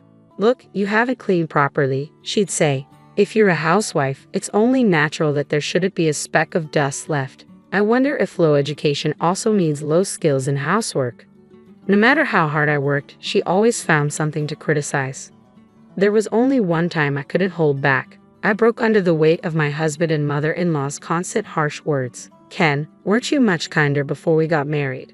Why did you become so cold?" Even after 10 years of marriage, I still couldn't understand why he had changed. For a decade, I'd been searching for answers, but I couldn't find any specific reason. If my husband's coldness was directed solely at me, I might have been able to endure it. But thinking about our daughter, I decided to confront him. "I understand work is tough, but I want you to make a little more time for Ella." His response when he returned was cruel. "Why should I bother with my daughter's mood? I'm already busy running the company I founded, unlike you, who have nothing to do all day." After shouting this, he quickly retreated to his room. If Ella had been his biological daughter, maybe he would have listened. That faint hope was shattered in an instant. Feeling at my limit, I decided to confide in my parents about everything that had happened. Their words were a relief I hadn't realized I needed. "Why didn't you talk to us sooner? If it's about your livelihood, we'll support you." Divorce him quickly. For someone who had tried to overcome everything on my own, their support was incredibly reassuring. However, it didn't lead to a divorce. My husband, who had always been intimidating, suddenly showed an apologetic attitude in front of my parents. "It was my fault. I deeply apologize," he repeated, tears streaming down his face. Perhaps he felt something in that moment, and my fundamentally kind parents were moved by his apparent remorse. In the end, we decided not to divorce. But that decision didn't solve the problem. As soon as we returned home, my husband's demeanor changed. He berated me with an angry voice. "This isn't a joke. What's the matter with humiliating me like that? It's shameful to rely on your parents when you're an adult. If we divorce, our reputation in society will plummet. Can't you even understand such basic things?" His shouting filled the room, and Ella watched us, her face expressionless. My days filled with anguish showed no signs of ending. 8 years later, my parents passed away in a car accident. The cause of the accident was mistakenly pressing the accelerator instead of the brake. I couldn't believe it had come to this. Devastated by the obituary, I barely had time to process my grief before I had to take on the responsibility of arranging my parents' funeral. As their only child, the weight of this duty fell entirely on me. My husband made it clear he had no intention of helping. "This is your parents' funeral, so it won't help at all. You deal with everything on your own," he declared before heading off to work as usual. Despite his indifference, on the day of the funeral, he showed up in new clothes with a mournful expression, keeping his head down. I wasn't even allowed to buy new clothes, but it was obvious why he attended. He cared about appearances. His true motives became even clearer a week later, on a Sunday. My mother-in-law and husband came to the house, both wearing smug smiles, and delivered a statement that left me reeling. "We always had trouble dealing with your parents," Ken said with a smile. "But they're finally gone," he added, as my mother-in-law nodded in agreement. "If you're raised by parents like that, you'll end up as someone who can't be independent, like Maya. If I had raised her, she would have become a fine person like Ken," she added. I was utterly exhausted, both from the shock of losing my parents and the strain of my marriage. These two delivered words that felt like a final blow. What had I ever done to deserve this? I wanted to scream at them, to tell them not to mess around, but I was too worn out, too shattered to respond. My mind and body were completely drained. All I could do was silently apologize to my parents, feeling like a failure as their daughter for not defending them against such insults. Just as I was sinking into despair, my daughter suddenly appeared. Her expression was defiant as she addressed my husband and mother-in-law. "Who do you think you are?" "I know everything," she said, her words eliciting an irritated look from my husband. "I'm not going to entertain nonsense. You should be studying in your room or something," he snapped. "Yeah, that's right. Ella needs to study so she doesn't turn out like her mom," my mother-in-law chimed in. But Ella remained silent in the face of their condescension, and then she dropped a bombshell. "You think I don't know? I saw you tampering with Grandpa's car." I gasped in astonishment. Could it be true? Had they really tampered with the car? Was the accident deliberate? If that was the case, it was beyond outrageous. It was monstrous. I instinctively looked at the two of them, and they stared at Ella with pale faces. Ella, what are you saying? That your father tampered with the car? Don't talk nonsense, my husband yelled, his face drained of color, anger barely masking his fear. My mother-in-law's mouth opened and closed like a fish gasping for air, but no words came out. Ella, unfazed by her father's shouting, met his anger head-on, raising her voice to match his. Nonsense. Then why don't you confirm it with your own eyes? With that, she pulled out her smartphone and played a saved video. The video began with a shot of my dad's car before it was wrecked, clearly showing it in their garage. After a few seconds, voices could be heard off-screen. All right, good thing we left the keys unlocked, said my husband's voice. How did you unlock the garage? Asked my mother-in-law. I went to apologize to my in-laws before, remember? I made a copy of the house key then, thinking I'd get it back to them someday. I knew Maya had the key, so I borrowed it while she was sleeping. Even though he was always so concerned about appearances, my husband had secretly copied a master key to my parents' house. My mother-in-law didn't condemn his wrongdoing. Instead, she praised him. Just like my son, how clever. But really, why is your wife so clueless? It's beyond comprehension, she said. I couldn't believe such despicable people were connected to me. It was enough to make my vision blur with anger. As I wondered how my daughter had managed to film such footage, the video continued, capturing their vile conversation. To be honest, I wanted to marry a more attractive woman, my husband admitted on the recording. But I was afraid of the trouble from rumors after dumping her, so I ended up getting married. My mother-in-law chuckled and added, it might be true that even conceiving a child was part of her scheme with you. What a hopeless child she is.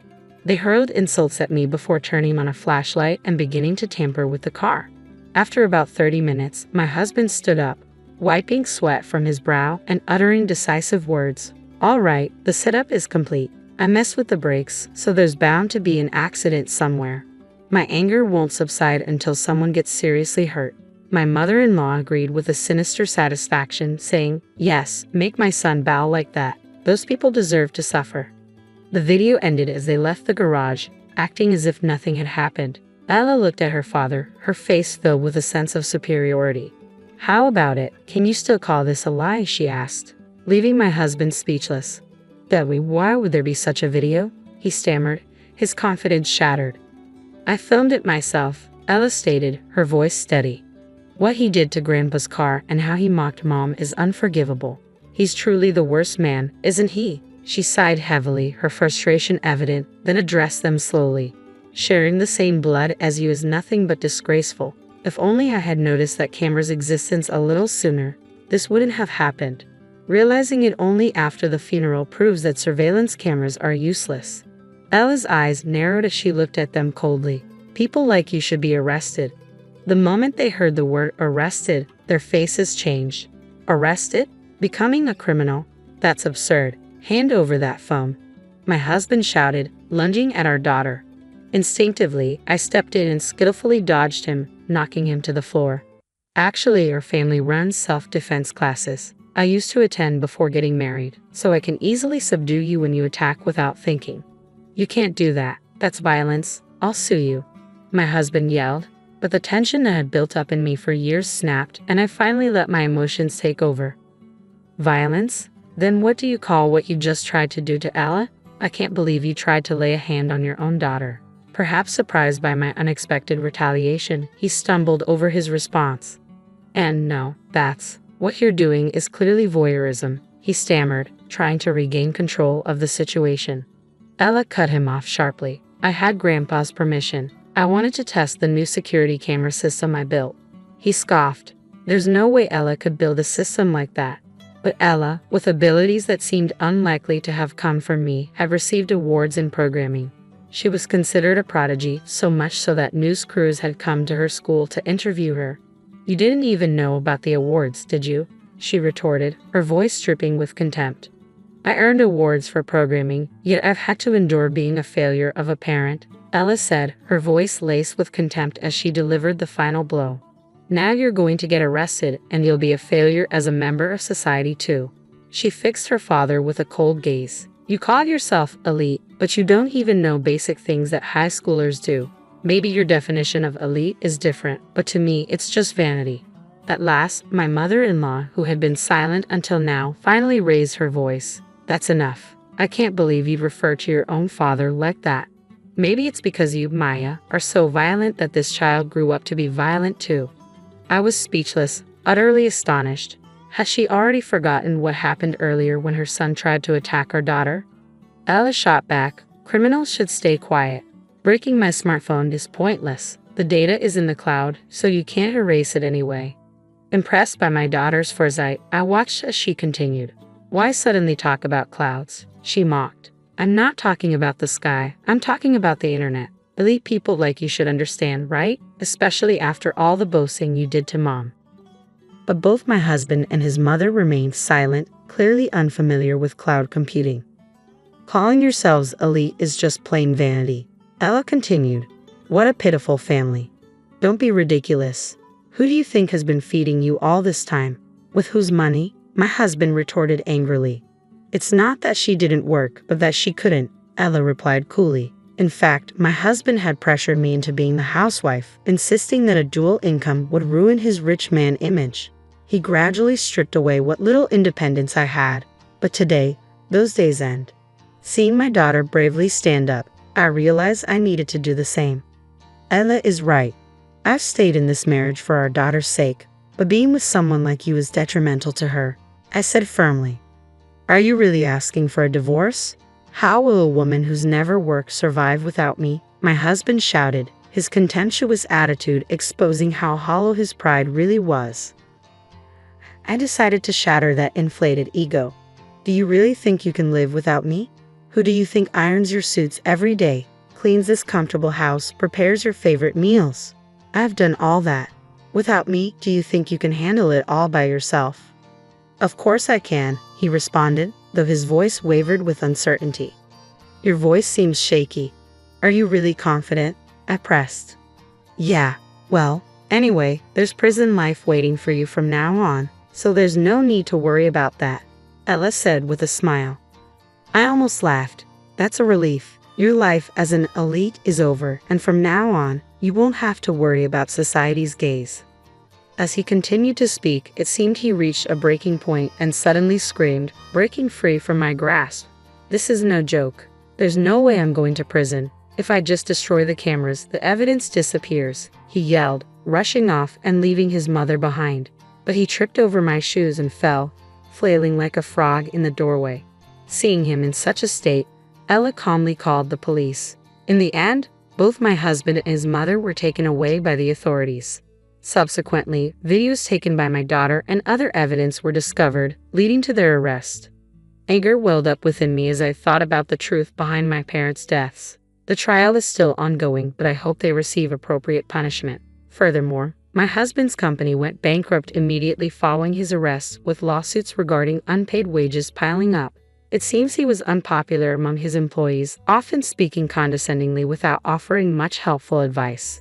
Their belief in their own superiority was just a misconception. Since then, my daughter and I have been living a peaceful life. Although there were concerns about finances, my parents left us an inheritance.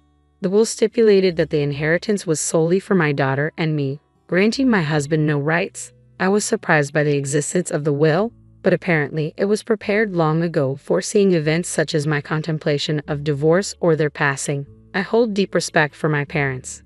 I started attending a vocational school for welfare-related studies using the inheritance. I believe that acquiring specialized qualifications will pave the way for me to become a full-fledged employee despite my lack of prior work experience. My daughter is passionate about app development and expresses a desire to become a programmer in the future. While life with just the two of us can be challenging, it's also filled with happiness. I cherish the precious life I share with my daughter and hope to continue doing so in the future.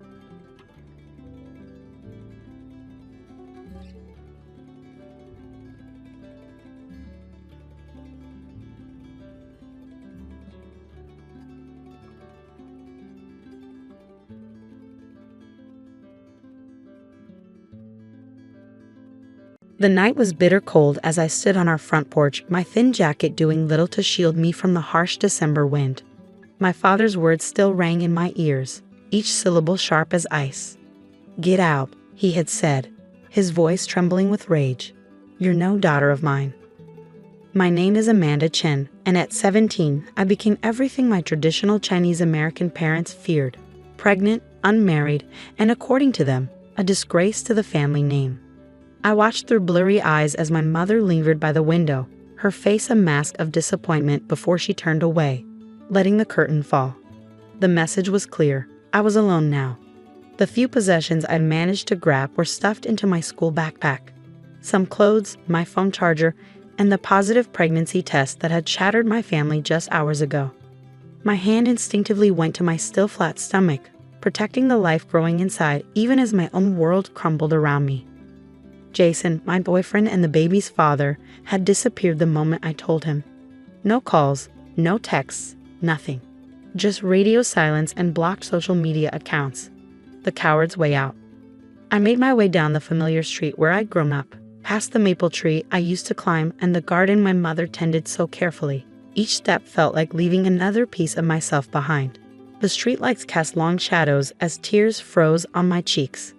Mrs. Rodriguez, our elderly neighbor, was the one who found me hours later, huddled on a park bench trying to stay warm. She had always been kind to me, sneaking me extra cookies when I was younger and teaching me Spanish phrases while she gardened. "Oh, mi niña," she whispered when I told her everything through chattering teeth. "Come inside before you freeze." Her small apartment was warm and smelled like cinnamon tea. She didn't judge or lecture, just listen as I poured out my fears between sobs. How could I raise a baby? Where would I live? What about school? The questions seemed endless. "One day at a time," she said firmly, wrapping a blanket around my shoulders. "First, you need a safe place to sleep. You'll stay here tonight, and tomorrow we'll figure out the next step." That night, curled up on Mrs. Rodriguez's lumpy couch, I dreamed of my mother. In the dream, she was in her garden, carefully pruning her beloved roses. But as I watched, the flowers withered and died under her touch, crumbling to dust. I woke up crying. The next few weeks passed in a blur. Mrs. Rodriguez helped me enroll in a program for pregnant teens, where I could continue my education while getting support and prenatal care. I found a job at a local diner, working the morning shift before classes. The hours were long and my feet ached constantly, but every dollar I earned went into a savings account for my baby. My parents never called. I would see my mother sometimes at the grocery store, but she would turn down another aisle, pretending not to notice me. My father's car would speed up if he passed me walking to work. It was like I had become a ghost in my own hometown, invisible to the people who had raised me. The other girls in my program became my lifeline. We shared our stories, our fears, and our dreams over lukewarm cafeteria food. Many of them had similar tales: families who couldn't accept their choices, boyfriends who vanished, futures that seemed to shrink with each passing day. But something unexpected happened as my belly grew. I found strength I didn't know I had. Each kick from my baby reminded me that I wasn't just fighting for myself anymore. I studied harder than ever, determined to graduate despite my circumstances. The diner manager noticed my work ethic and gave me more responsibilities, along with a small raise. When I felt my baby move for the first time, I was alone in my tiny rented room, studying for a chemistry test. The flutter was so faint I almost missed it, like butterfly wings against my skin. I pressed my hand to the spot, tears flowing freely as I whispered, "Hello, little one. I'm your mom." It was a girl. The ultrasound technician pointed out her tiny features on the grainy screen, her spine, her heart, her perfect little profile. I asked for extra printouts, secretly hoping to share them with my parents. They sat in my bag for weeks before I finally threw them away, accepting that some bridges couldn't be rebuilt. Mrs. Rodriguez helped me prepare for the baby's arrival, teaching me to knit tiny hats and booties. Her arthritis made her movements slow, but her stories kept me company as we worked. She told me about raising her own children as an immigrant, about the challenges she faced and overcame. "Life never gives you more than you can handle," she would say, her needles clicking steadily, "even when it feels impossible." The contractions started during my final exam of senior year. I gritted my teeth through the pain, determined to finish the test before heading to the hospital. My water broke in the taxi, and 12 hours later, I held my daughter for the first time. Lily Marie Chen came into the world at 6:43 a.m. on a Tuesday, weighing 7 pounds 2 ounces. She had a full head of dark hair and my mother's eyes. As I counted her tiny fingers and toes, memorizing every detail of her perfect face, I made her a promise. "You will never doubt that you're loved," I whispered. Never. Mrs. Rodriguez was my only visitor in the hospital. She brought homemade tamales and cooed over Lily in rapid Spanish. The nurses gave me sympathetic looks when no other family showed up, but I barely noticed. My whole world had narrowed to this small bundle in my arms. Graduation day fell 2 weeks after Lily's birth. I walked across the stage to receive my diploma with her strapped to my chest in a baby carrier, her weight a reminder of everything I fought for. There was no one in the audience cheering for me, but the other girls from my program whooped and hollered enough to make up for it. That summer passed in a haze of sleepless nights and endless diaper changes. I moved into a tiny studio apartment barely big enough for a bed and Lily's crib. But it was ours, paid for with my own money. The walls were thin and the neighborhood wasn't great, but it was home. Every morning, I would wake before dawn to feed Lily before dropping her at the daycare center next to the diner. The owner, Maria, had a soft spot for young mothers and gave me a discount on childcare. I worked double shifts whenever I could, saving every extra penny for our future. Sometimes, on my walks home, I would pass my parents' house. The lights would be on, shadows moving behind the curtains, life continuing as if I had never existed. Once, I saw my mother in the garden, and for a moment our eyes met. She looked older, tired. But before I could raise my hand to wave, she turned away, just like that night on the porch. I cried myself to sleep that night, Lily's soft breathing the only sound in our tiny apartment. But in the morning, I got up, put on my uniform, and kept going, because that's what mothers do. The years would pass, each one bringing new challenges and triumphs. But that first year, the year I lost my family but found myself, that was the hardest. And as I rocked my daughter to sleep each night, I wondered if my mother ever thought of us, if she missed the granddaughter she'd never met. I had no way of knowing then that 15 years would pass before I heard my mother's voice again. That when the phone finally rang, everything would change. 15 years can change a lot. I had worked my way up from waitress to restaurant manager, eventually saving enough to open my own small cafe. Lily had grown from that tiny baby into a bright, confident teenager who filled our home with laughter and music. The night the call came, I was going over the cafe's monthly expenses while Lily practiced violin in her room. The unknown number flashing on my phone made me hesitate before answering. Amanda. The voice was older, more fragile than I remembered, but unmistakably my mother's. My hand tightened around the phone as memories flooded back. That cold December night, the turnbacks, the years of silence. "Your father is dying," she said, her voice cracking. "Cancer. The doctors say he has weeks, maybe days. He's asking for you and Lily." I sat there stunned as she continued. "I know we don't deserve to ask anything of you, but please, he wants to meet his granddaughter before." She trailed off, leaving the sentence unfinished. The violin music from Lily's room stopped, and I heard her footsteps in the hallway. "Mom, who's on the phone?" I covered the receiver with my hand. "Just a work call, sweetie. Keep practicing." My mother must have heard her voice because she made a small, choked sound. "She sounds lovely." "She is," I said firmly, "no thanks to you or Dad." The silence that followed was heavy with 15 years of unspoken words. Finally, my mother spoke again, her voice barely above a whisper. "I know, I was wrong, Amanda. So terribly wrong." I closed my eyes, fighting back tears. How many nights had I dreamed of hearing those words? How many times had I imagined this moment of acknowledgement? But now that it was here, I felt nothing but a deep, aching exhaustion. "I need time to think," I said. "And I need to talk to Lily. This isn't just about me anymore." "Of course," my mother replied quickly. "Just, please don't wait too long." After hanging up, I sat at the kitchen table, my mind racing. The cafe's paperwork lay forgotten as memories crashed over me like waves. The day I told them I was pregnant, the look of disgust on my father's face, my mother's silence, perhaps more painful than his rage. Lily appeared in the doorway, violin still in hand. At 15, she looked so much like I had at her age. The same dark eyes, the same stubborn chin. But where I had been uncertain, she carried herself with quiet confidence. "That wasn't a work call, was it?" she asked, setting her violin down. "You're crying." I touched my cheek, surprised to find it wet. No, it wasn't. Come sit down, sweetheart. There's something we need to talk about. She listened quietly as I told her about my parents, about that night 15 years ago, about all the things I'd never had the courage to share before. Her face remained thoughtful, processing each detail with a maturity that made my heart ache. So my grandfather is dying, she said when I finished, and he wants to meet me. I nodded, watching her carefully. Yes, but it's completely your choice. We don't owe them anything. Lily was quiet for a long moment, absently plucking at a loose thread on her sleeve. I want to go, she said finally. Not for them, but for you. You deserve closure, Mom. I pulled her into a tight hug, marveling at how wise my daughter had become. When did you get so smart? She grinned against my shoulder. Must be all those books you make me read. The next morning, I called my mother back. Her answer was immediate, as if she'd been sitting by the phone waiting. We'll come, I said, keeping my voice steady. Tomorrow afternoon, but I have conditions. Anything, she breathed.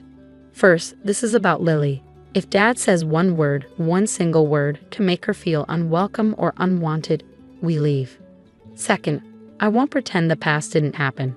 No swept under the rug family reunion. And third, I took a deep breath. You need to hear our story. All of it. Everything you missed while you were pretending we didn't exist. There was a pause, then a soft, yes, of course. I spent that night going through old photos. Lily's first steps, her first day of school, dance recitals, violin concerts, 15 years of memories they had chosen to miss. Each picture was a reminder of how much we'd accomplished on our own, but also of how much they had lost. Mrs. Rodriguez had passed away 5 years ago, but I still had the first baby hat she'd knitted for Lily. I packed it with the photos, a tangible piece of the woman who had been more family to us than our own blood. The drive to my parents' house the next day felt surreal. The neighborhood hadn't changed much. Same neat lawns, same trimmed hedges. My mother's roses still bloomed in the front garden, though they looked a bit wild now, less carefully tended.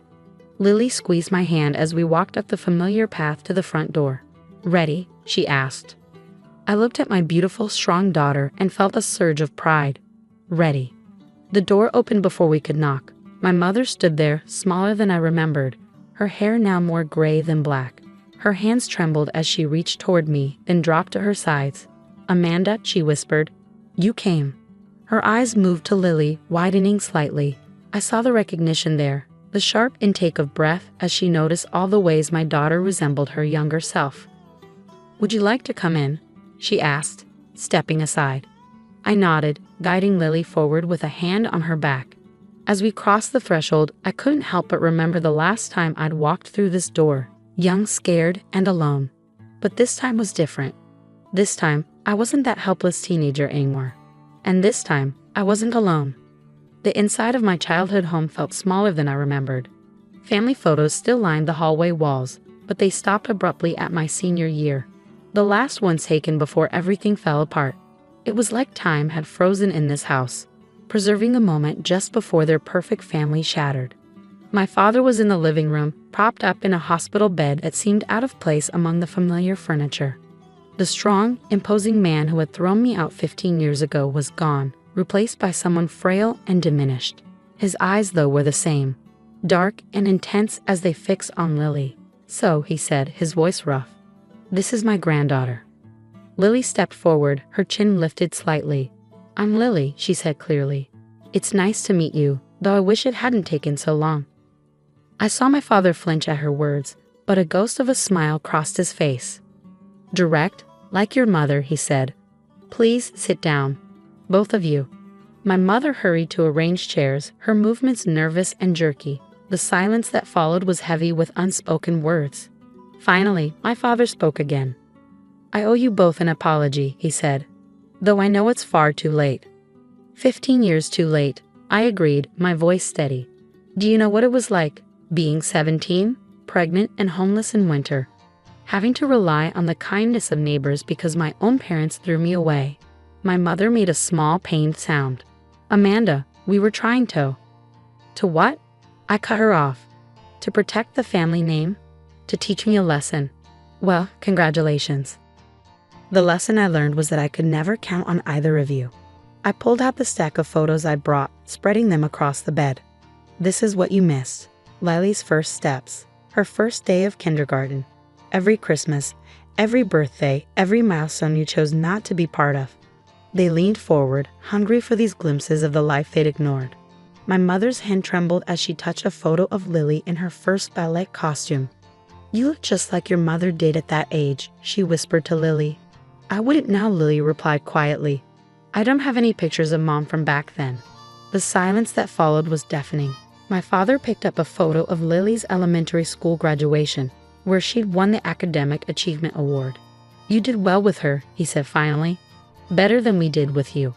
"I did everything you said I couldn't," I said. "Finished high school, built a career, raised an amazing daughter. All without your help or approval. And I own my own business now," I continued. "The cafe on Maple Street, that's mine. I worked my way up from waitress to owner. Funny how the daughter you were so ashamed of turned out to be successful after all." My father's face crumpled, and for the first time in my life, I saw tears in his eyes. "I was wrong," he said, his voice breaking. "So terribly wrong. My pride, my stupid, stubborn pride cost me my daughter and my granddaughter." "Yes, it did," I agreed. "But that's not why we're here today. We're here because Lily deserves to know where she comes from, even if that history isn't pretty. And because," I hesitated, then continued, "because despite everything, you're still my parents." My mother reached for my hand, and this time, I let her take it. Her fingers were cold and shaking. "Can you ever forgive us?" she asked. I looked at Lily, who had been watching this exchange with quiet intensity. "That depends," I said. "Are you ready to be real grandparents? To show up for recitals, to remember birthdays, to be there when we need you? Because if this is just about easing your conscience before Dad dies, then no, I won't put Lily through that." "I don't have much time left," my father said softly, "but your mother does. And I've made her promise to do better, to be there in all the ways we should have been before." Lily stood up suddenly. "I have a violin competition next week," she announced. "First chair in the youth symphony. Will you come, grandmother?" My mother's face lit up even as fresh tears spilled down her cheeks. "Yes," she whispered. "Yes, of course." Over the next few weeks, as my father's condition deteriorated, we began the slow, careful work of rebuilding bridges. It wasn't easy. There were moments of tension, of old hurts resurfaces, of harsh words that needed to be said. But there were also moments of healing. My mother came to the cafe, proudly telling customers that her daughter was the owner. She attended Lily's violin competition, beaming from the audience. She even helped us plant a small herb garden behind the cafe, teaching Lily the gardening skills I'd never let her teach me. My father held on long enough to see Lily perform a private violin concert in his room, her music filling the house with something that felt like forgiveness. He died peacefully the next day, holding both our hands. At the funeral, I stood between my mother and daughter, thinking about the long, twisted path that had led us here. The years of pain and silence, the strength I'd found in solitude, the daughter who had taught me more about love and resilience than my parents ever had. "What happens now?" Lily asked later as we sat in her apartment above the cafe. I looked at my mother, who had come home with us, who was learning to be the grandmother she should have been all along.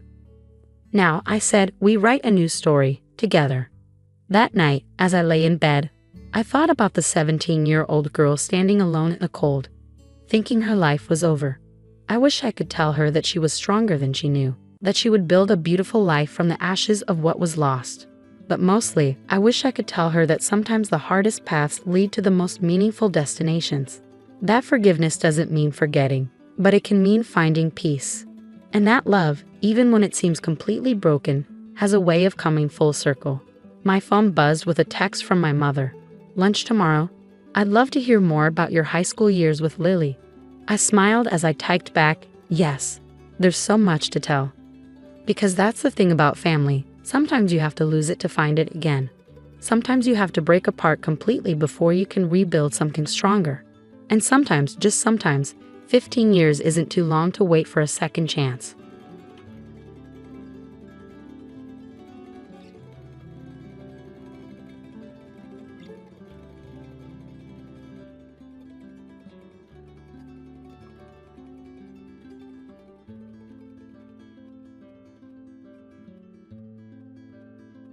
After the somber funeral for my father, a prominent shareholder, My brother-in-law caught us off guard by raising the delicate topic of inheritance. The focus shifted to stocks and a substantial $5 million bequest, confidently asserting that my wife, the eldest daughter, and my sister was set to inherit this windfall. The revelation initially filled her with joy at the prospect of a significant inheritance. However, their excitement was short-lived when the family lawyer delivered the disheartening news that my brother-in-law had no legitimate claim to the inheritance. I, Greg Johnson, a 42-year-old office worker, reflected on my father's vibrant life. Despite his age of 78, he remained full of vitality, actively engaged in his work. My older sister, a perpetual source of trouble, led a carefree life, causing continuous worry for our parents. In her middle age, she introduced Aaron Corner, a man she intended to marry.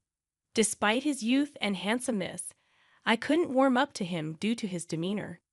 My sister demanded that our father finance her wedding, swiftly depleting the funds and unapologetically seeking more. A year after her marriage, tragedy struck. Our father collapsed while playing golf and passed away a few days later. Overwhelmed by grief, I found myself struggling with the funeral preparations, with no assistance from my sister.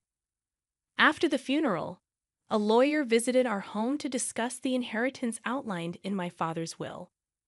While my mother and I were already aware of its contents, my sister and brother-in-law were oblivious until then. They shockingly claimed that the stocks and the $5 million inheritance should go to my wife. Stunned and speechless, my mother and I were taken aback.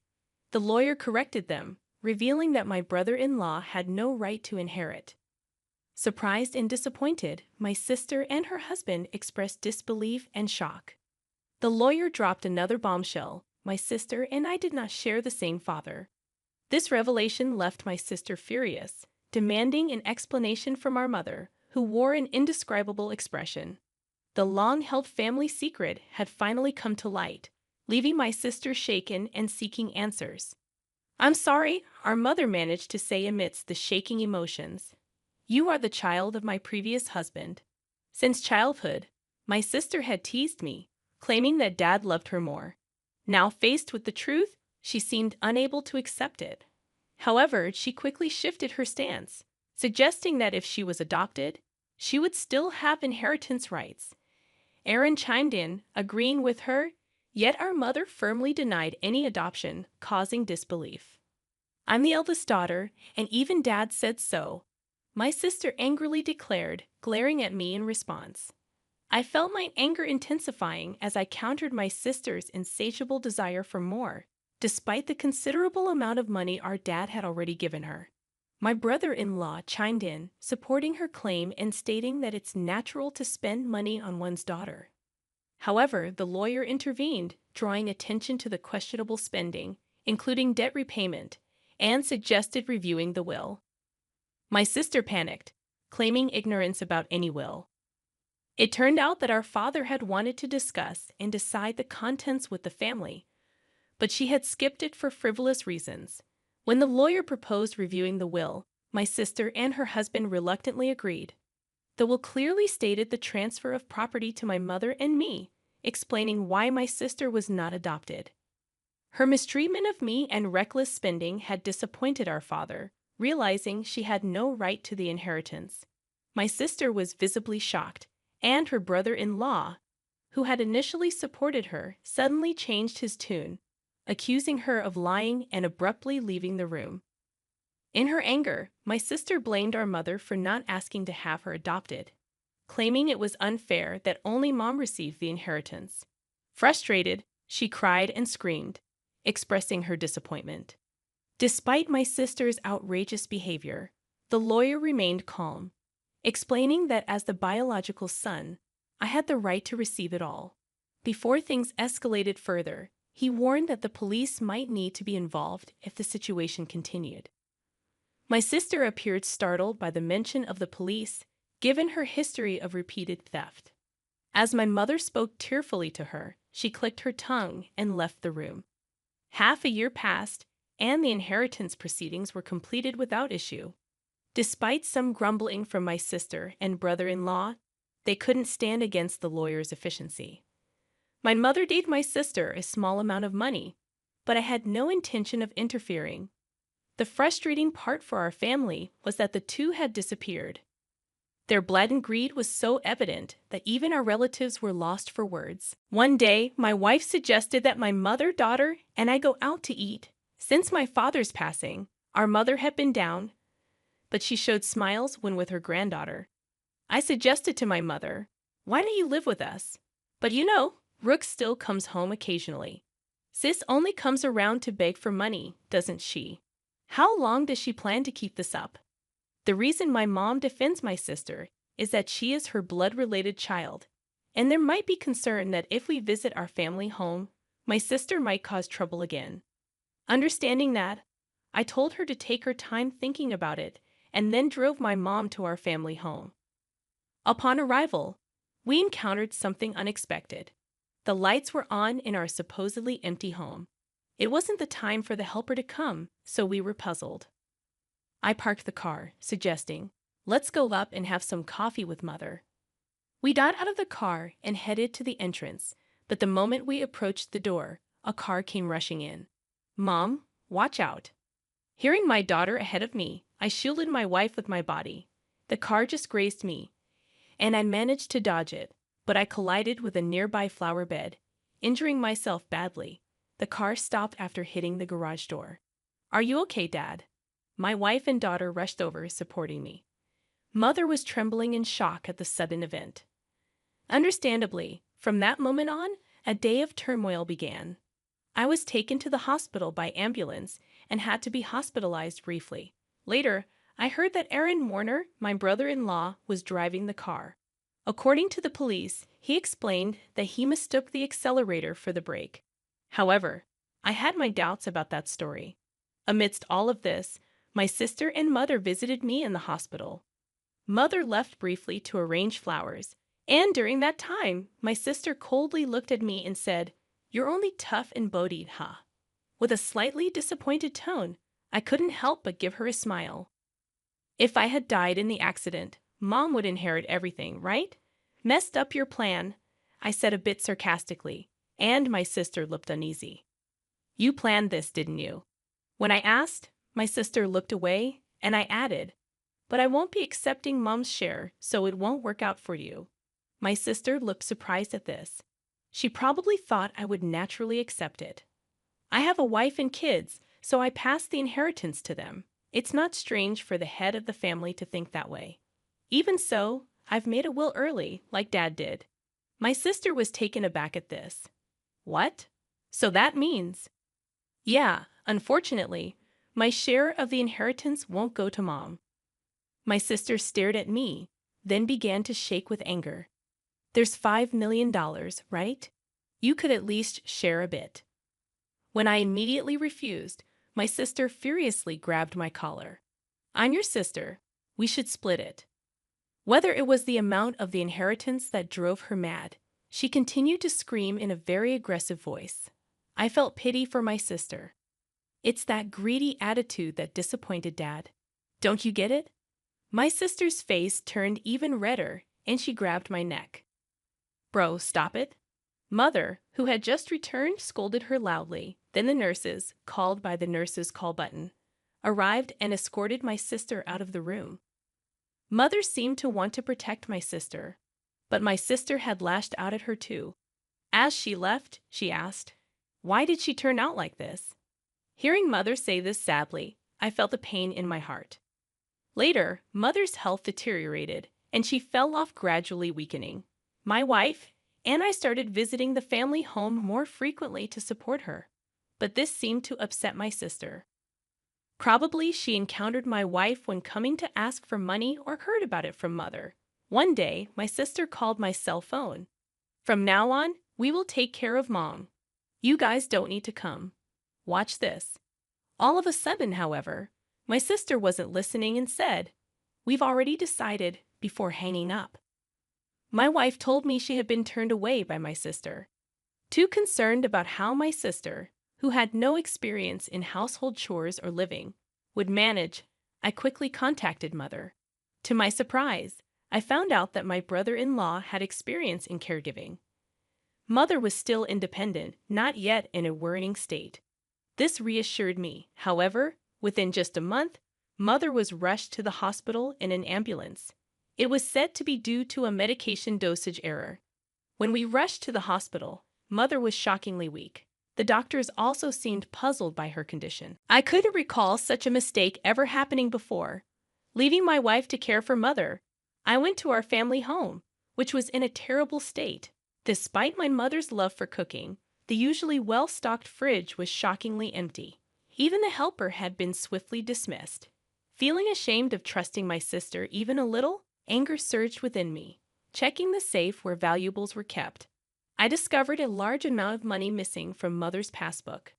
The passbook with the inheritance was secure in a bank locker, but there was hardly any money left for living expenses. Returning to my mother, I explained the situation and revealed my sister's betrayal. Brooke did such a thing. Mother seemed unaware of the passbook issue and showed a shocked expression. When asked about the medication error, she explained that my brother-in-law had prepared it and looked troubled. "Mom, I don't think you should let them into that house. They claimed they would take care of you, but the state of that house was the worst. And you've gotten so frail. Haven't they been feeding you properly?" Speaking with concern, I hung her head. "Mom, let's live together. I'll build a new house, and we can live there together." Moved by my suggestion, Mother shed tears. However, her condition continued to worsen. Despite the doctor's best efforts, they, along with my sister, seemed to weigh heavily on her. Ultimately, Mother passed away without recovering. When I went to the family home for the funeral, all the valuable items had disappeared. It seemed that my sister and brother-in-law, in need of money, had taken them. Standing in the desolate place, I was overcome with anger. I had to find a way to make my sister take responsibility for Mother's sake and as atonement for what she had done. I resolved to do something. The day after Mother's funeral, my sister and I met at the lawyer's office to discuss the inheritance. "Condolences, but as her daughter, I'm entitled to Mother's inheritance," my sister said with a sense of superiority that made me laugh involuntarily. She seemed to be under some misconception. "Let's open the will then." As the lawyer revealed the contents of the will, my sister turned pale. "You're joking. Why, bro? You are not entitled to any of the inheritance. This is in accordance with Dad's wishes." My brother-in-law started to get angry, but the lawyer had nothing else to say except repeat the same thing. "This must be a mistake. Bro is her child, isn't she?" My brother-in-law suddenly became furious, throwing things off the table. "Are you trying to trick us? We won't let you get away with this. Give us the inheritance now." "Aaron, you planned to kill Mother, didn't you?"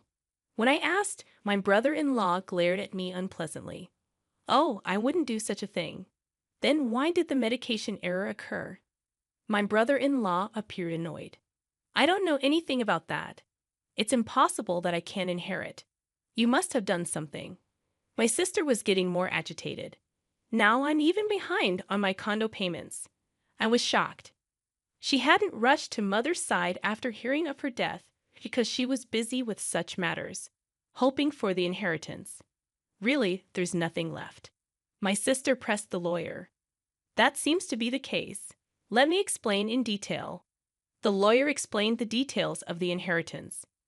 Ultimately, after deducting what my sister had withdrawn and sold, there was hardly anything left for her to inherit.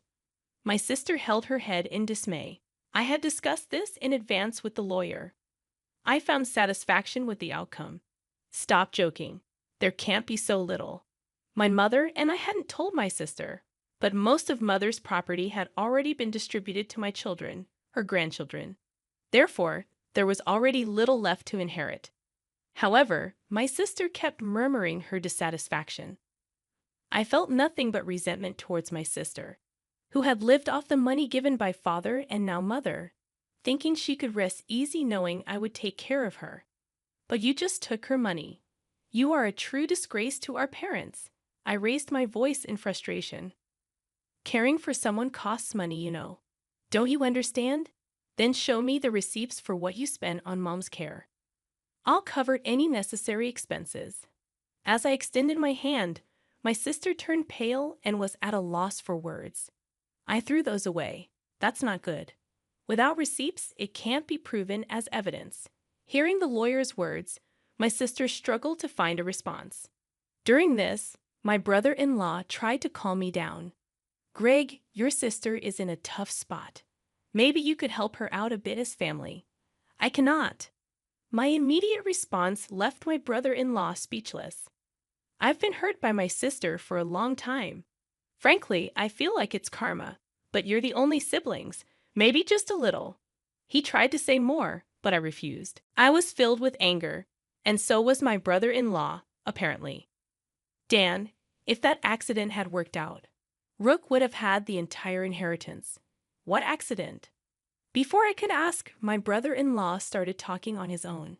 Because of this brother, things didn't go as planned. I was supposed to get a new car, but now there's barely enough money left even for repairs. My sister tried to stop him, but it was too late. That's a pretty serious statement.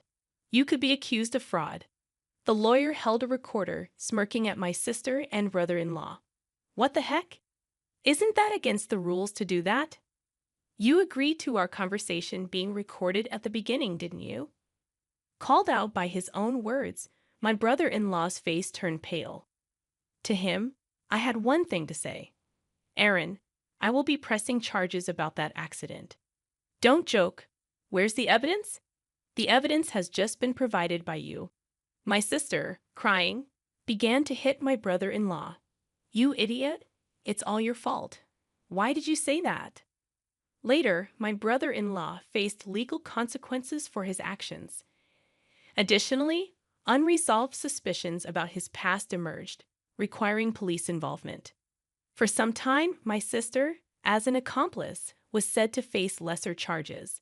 However, struggling with her condo payments, she was turned away by relatives when she asked for money.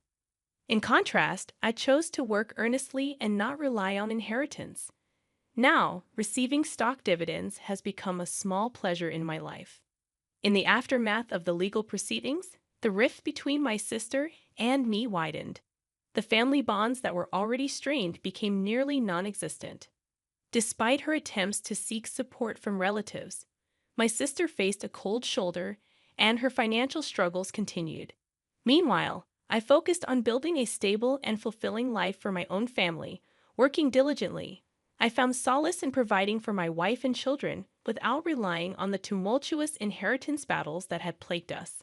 The stock dividends became not just a financial benefit, but a symbol of my commitment to a more secure and principled life. Over time, my sister's situation didn't improve. The consequences of her actions weighed heavily on her, both financially and emotionally. It became a stark reminder of the importance of responsible choices and the lasting impact they can have on one's life. As the years passed, I held no ill will towards my sister, recognizing that everyone faces their own battles and makes their own choices. Still, the events that unfolded served as a powerful lesson about the significance of integrity, responsibility, and the enduring consequences of one's actions. In the midst of the turmoil, I found strength in forging ahead with resilience, determined to create a future that wasn't tainted by past misfortunes.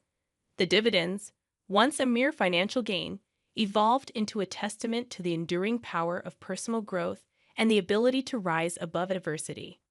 Life moved forward, and I embraced the opportunities to thrive, leaving behind the shadows of familial discord. The lessons learned from this chapter of my life became an integral part of shaping my values and decisions, ensuring a legacy built on principles rather than the pursuit of material gain. In the end, it was not the inheritance that defined my journey, but the choices made along the way. Choices that led to a life grounded in authenticity, resilience, and a commitment to building a better future for those I cared about the most. Move out. You're obstructing a pregnant woman gently caressing her belly, Alicia instructed. I pondered Alicia's comment, wondering if pregnant women truly displayed a kinder expression. Observing the malice on Alicia's face, I shot a quick glance at David. You can sleep in the storage room. Alicia suggested, and David concurred. My lifelong love for him waned instantly, though a touch of sentiment lingered, leaving me somewhat melancholic. All right then, I replied, and in response, David happily took Alicia's hand. Alicia gazed dreamily at David, and witnessing their intimacy replaced my melancholy with anger bubbling up from within. I'll leave by tomorrow, yeah. Oh, maybe you should stay out tonight after all. This is now mine and Alicia's home, David proclaimed joyously. I nodded slightly before exiting the house, contemplating what lay ahead and cracking a smile. My name is Catherine Taylor. I'm a 46-year-old housewife. Before marriage, I worked intensely, but that was over 20 years ago. Nowadays, I enjoy daily chores and sipping coffee, just an ordinary middle-aged lady. But my hobby is investing. I've been doing it since before marriage. Recently, I've been earning significant dividends, treating myself to lavish hotel brunches and spa visits, leading a pretty elegant life. My husband, David, is 40 years old, a salesman for a major company. He's gained quite a bit of weight, and frankly, he's been rather smelly lately. But he's good with words, given his profession. He may look big, but I love him. I felt he should probably lose some weight for health reasons, but he had this cute, mascot-like appeal, so I didn't see the need to force him into a diet. David and I have a daughter, Emily. She inherits David's features. Slim, almost model-like in beauty. Not just in appearance, she's academically top of her class and excels in sports, even making it to national competitions. She's also humble and works hard. It feels like we, the geese, gave birth to a swan. Both David and I dote on Emily, and we've often been told we're overprotective. David has a bit of a weak spot for younger women, but he chose to marry an older woman like me and cherished our family. So I thought a little wandering gaze here, and there was inevitable. We lived in a condo we bought around the time Emily was born, but it was getting old, and they were considering raising the maintenance fees. Recently, amidst all this, Emily decided to share an apartment near her college. At the same time, one of my relatives approached us about inheriting a now vacant house. David and I decided to renovate that house and move there. But who could have known that this would cause issues between David and me, which have been smooth sailing up until then? The condo we had was a 4-bedroom, including a guest room, but the new house is just 2 bedrooms. Although it's smaller than before, considering our retirement, we made it a single story, and it's been very comfortable. One of the rooms, which serves as a study and a guest room, can be divided to make an additional room for Emily if she ever comes back. David started coming home late every night to work dinners, and somehow always found reasons to go out, even on weekends. Sleeping next to David, who would come home reeking of alcohol and cigarettes, was unbearable for me. Even if we had separate beds, because of that, even though we originally shared a bedroom, I've been sleeping in the study ever since we moved. When it came time to send out moving announcements, I mailed letters to various places. David isn't good with that sort of thing. So I took the initiative to send letters on his behalf to his family and relatives. As for me, since my parents have passed away, I simply wrote a brief note and sent it to friends and relatives on my mother's side. I haven't been in contact with any relatives from my father's side because of my half-sister, Alicia. Alicia is my half-sister, 14 years younger than me. When I was in 7th grade, my mother passed away, and about 6 months later, my father remarried. Alicia was born to him and his new wife at the time of their marriage. Alicia was already 2 years old, so I initially thought it was a union of 2 families with kids. About 5 years into their marriage, my father and his new wife were involved in an accident and never returned. At their funeral, relatives from my dad's side told me that he and his new wife had been childhood friends, and everyone had always thought they would end up together. However, my mom had set them up through her boss, and my dad felt he couldn't refuse, leaving his childhood friend out in the cold. To think that behind their smiles, my dad had a child with his second wife was a huge shock to me. Every time we had a family gathering, Alicia's favorite foods were served. She had brand name clothes, and she got the biggest room all to herself. If she said she wanted to go somewhere, they'd take her immediately. Meanwhile, I was burdened with all the chores, from preparing meals to doing laundry. I had to work part-time jobs, and all the money I earned was taken away. I also had a small storage room under the stairs, and I had to beg for even basic necessities. By the time Alicia was in elementary school, she had heard about my mom from the relatives and started looking down on me. I worked several part-time jobs to save money and finally moved out. It was impossible for me to harbor any positive feelings towards Alicia, and I never told her about my marriage or that I had a child. A few weeks after moving, I was having tea and relaxing when the doorbell rang. When I answered, a man's voice mumbled delivery, and on the screen was a person looking down. I thought maybe David had ordered something and opened the door, only to be left speechless. "Oh, Alicia, why are you here?" "Hi, sis. Long time no see. Just thought I'd drop by," Alicia said while wearing the hat I saw on the intercom. She wasn't a delivery person, but my half-sister. Without waiting for a response, she walked past me, entered the living room, and sat down on the couch. I followed her in a hurry, stood in front of her, and looked down. "I figured you wouldn't open the door if you knew it was me, so I used a recorded voice. That's just low." "Geez, you're scary." I raised my voice at Alicia, and she feigned fear in an exaggerated way. However, it was clear she was just putting on a show, and the proof was that Alicia had a smirk on her face. "I came for a visit," Alicia said, speaking nonsense, getting a cold response from me. Yet she grinned and started explaining the reason for her unexpected visit.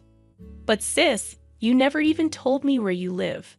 I got married, but my husband is always on business trips, and it's getting boring. Plus, once my belly starts getting bigger, moving around becomes a hassle, right? Everyone told me to come stay with you. Just go home. I don't even want anything to do with you." "Well, too bad.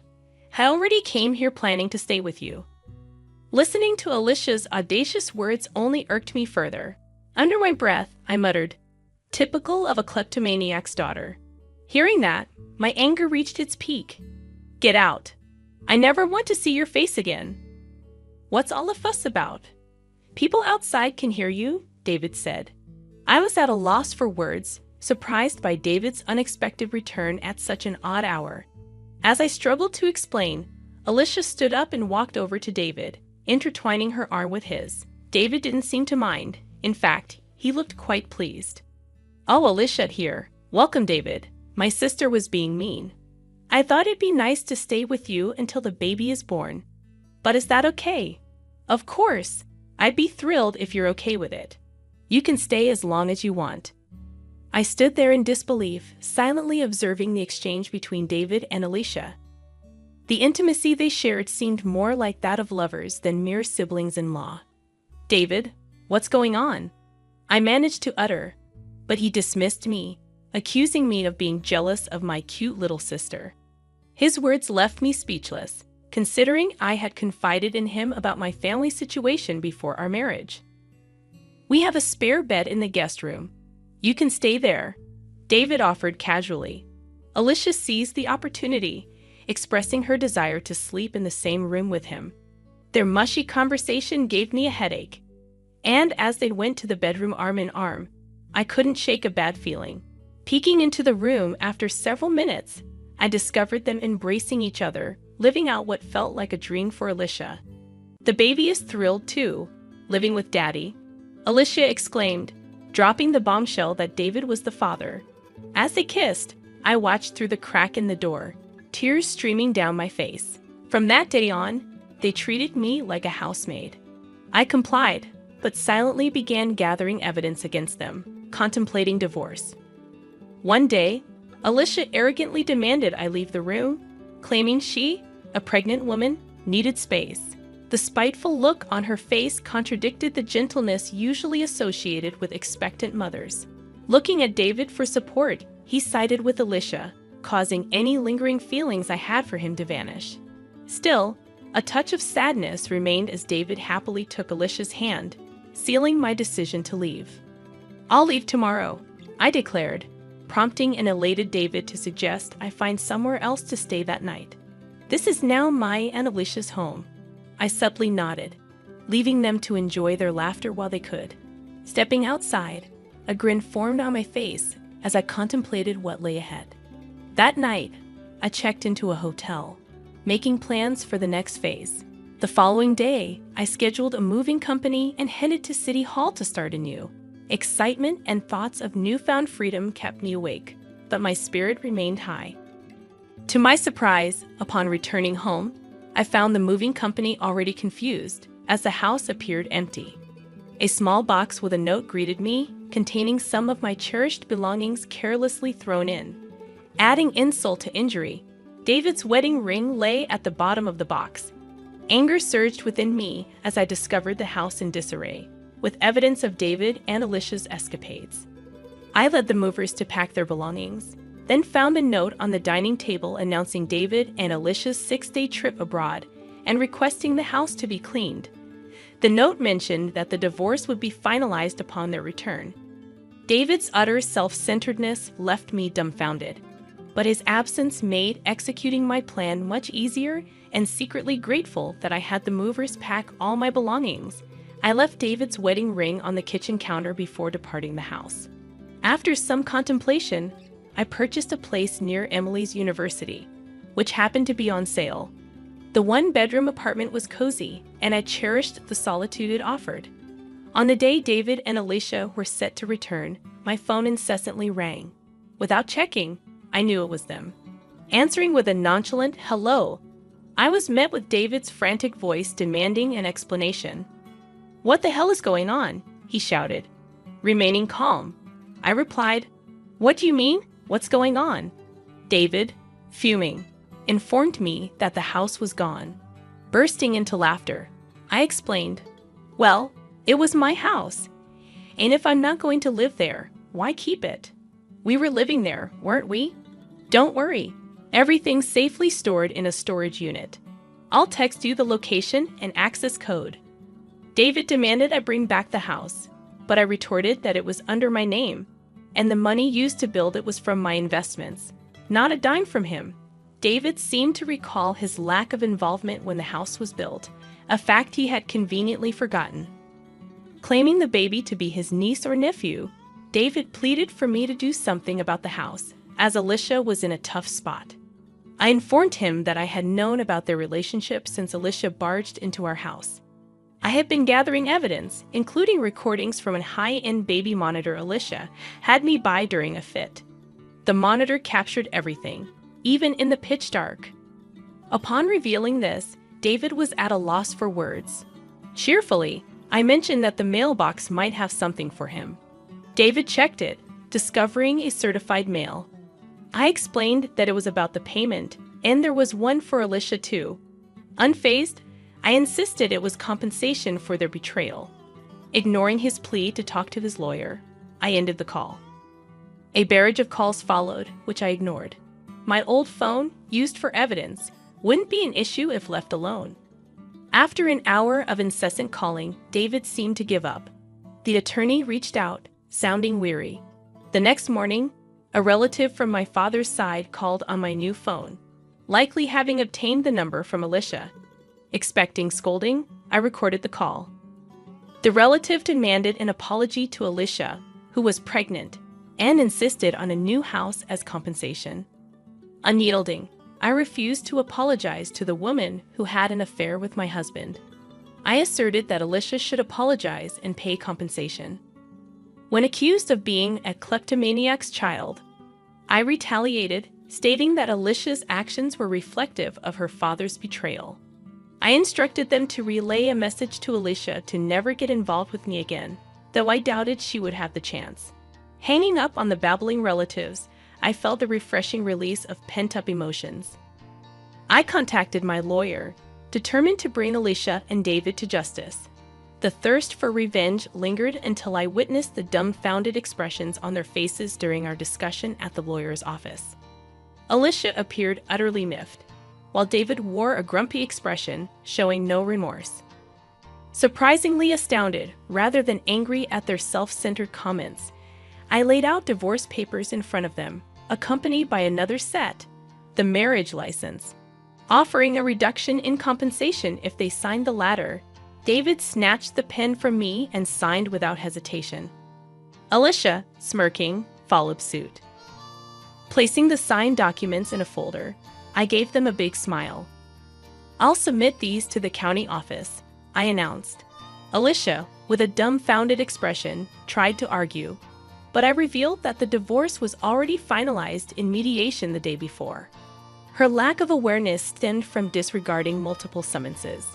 As Alicia and David processed this information, I dropped another bombshell: the possibility of David denying the father-child relationship with the unborn child. Alicia stared in shock, and David, realizing the potential consequences, looked pale. Between compensation and child support for another man's baby, I wished them luck. However, David attempted to reconcile, citing Emily's presence. Just as he changed his tune, the lawyer's office door swung open, revealing Emily. Her harsh words stunned David, frozen in shock, while Alicia, insulted, shook with rage. Emily cut ties with David, expressing her intention to live with me, referring to Alicia as that loose woman. Unable to respond, Alicia faced Emily's verbal onslaught. I delivered the final blow, revealing David's financial limitations and asserting ownership of the house and car. Alicia's plan to extract money seemed to unravel, leaving her pale and stunned. As I left with my lawyer and Emily, I left them to their newfound reality. That evening, having dinner with Emily for the first time in a while was delightful. I filed for divorce, and around the time Alicia's waiting period for remarriage had passed, David and Alicia submitted their marriage license. The witness section bore my signature, along with Alicia's ex-husband, who had shared crucial information. News circulated that David, involved in an affair with Alicia at work, got fired for misusing travel expenses for secret getaways. He now struggles with part-time jobs. Alicia, taking care of the child, faces financial difficulties after being dumped by her boyfriend. Her attempt to sabotage my family had backfired. Meanwhile, Emily enjoys college life, and I've been leading a relaxed life with my stock dividends. Surprisingly, I've developed a closer bond with Alicia's ex-husband, who affectionately calls me Catherine. Recently, he reached out for an important talk, making me feel a bit restless as I sit in front of my vanity, my face flushed like a smitten young woman.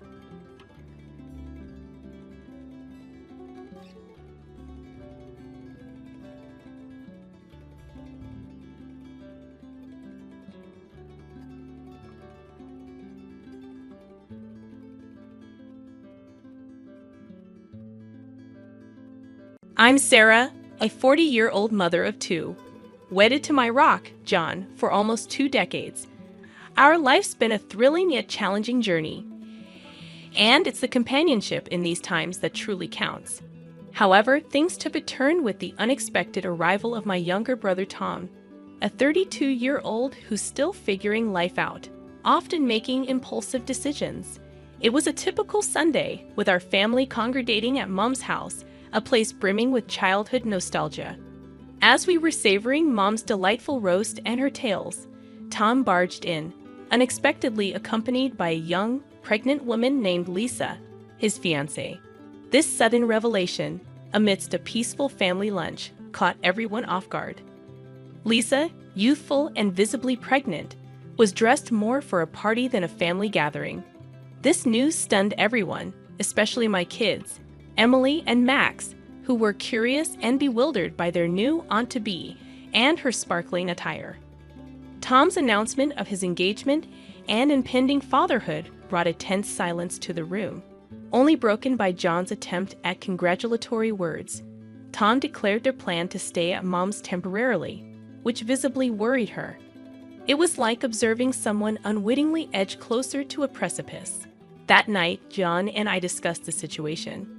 He expressed his concern about Tom's irresponsible behavior and the strain it was putting on my mother. The following days were chaotic, with Tom and Lisa overstepping boundaries, while Mom tirelessly catered to their needs, visibly worn down by their lack of gratitude. One evening, I found Mom in the kitchen, her fatigue evident. I urged her to stand up for herself, but her maternal instincts towards Tham and his unborn child made it impossible for her to turn them away. I felt an overwhelming urge to confront them, to expose their exploitation of Mom's kindness, but I restrained myself. In family dynamics, love often means overlooking the obvious faults, even when it's detrimental. This became our new reality: Tom and Lisa, the inconsiderate house guests, and the rest of us tiptoeing around to maintain harmony in a home that now seemed constricting. Our days were upended by Tom and Lisa's presence. Each morning was greeted with Lisa's loud grievances about her discomforts or cravings. She'd saunter into the kitchen, still in her nightwear, demanding breakfast without a hint of courtesy. "Sarah, whip up some pancakes, will you?" The baby's craving them, she'd order without a please. I'd clench my teeth, trying to maintain composure. "Sure, Lisa." Just after I prepare Emily and Max for school. Tom was equally unhelpful, idly lounging, his attention fixed on his laptop or video games, occasionally shouting for food without a glance our way. Mom attempted to mediate, reminding me they were young, but I couldn't overlook their blatant sense of entitlement. As Lisa's due date neared, the situation worsened. She left clutter everywhere, engaged in endless phone gossip, while dishes and laundry piled up. One day, I reached my breaking point. Finding her in the living room, feet propped on the coffee table, I confronted her. "Lisa, this isn't a hotel. You can't just expect everyone to clean up after you." Her response was a dismissive eye roll. "Chill, Sarah. I'm pregnant, remember?" Tom's defense was swift but infuriating. "Lay off her, Sarah. She's carrying my child." Mom intervened, pleading for peace, but the unfairness was glaring. She was exhausting herself for their sake, yet remained unheeded. They treated our home like a free-for-all, leaving messes and responsibilities for Mom, and even had the audacity to plan an extravagant wedding, expecting Mom to foot the bill. Their disregard for Mom's well-being became intolerable. Even after the birth of their son Alex, their behavior didn't change. One morning, I walked in to find Mom tackling a pile of dirty dishes, while Lisa idly watched TV and Tom was absorbed in his phone. I asked Mom why she was burdened with all the work, but the answer was all too familiar. The cycle of disregard and exploitation seemed endless, leaving me grappling with frustration and concern for my overburdened mother. I questioned Mom, trying to maintain composure, but her response only added to my frustration. "Lisa needs to rest, and Tom, well, Tom's busy," she said. Turning to Lisa, I pointed out her lack of contribution, but she retorted with the excuse of her recent childbirth. Tom, disengaged as ever, defended her, claiming ignorance of their hardships. I was incredulous at their audacity. Sitting idle and burdening Mom was their idea of being busy? Mom attempted to diffuse the tension, claiming she didn't mind the extra work, but my patience had worn thin. I'd argued that Mom was not their servant, but my words fell on deaf ears. Tom and Lisa continued their routine, frequently leaving the house, burdening Mom with their child, and flaunting their extravagant purchases. Discovering a receipt for an expensive dress, I confronted them about the financial burden they were placing on Mom. Tom's indifferent shrug and Lisa's smug attitude were infuriating. They saw nothing wrong in exploiting Mom's generosity. Alone with Mom, I pleaded with her to see the situation for what it was: exploitation. But her maternal instincts blinded her to their irresponsibility. "I can't abandon them, especially not Alex," she said. Despite my efforts to persuade her, she remained steadfast in her belief that they needed her help.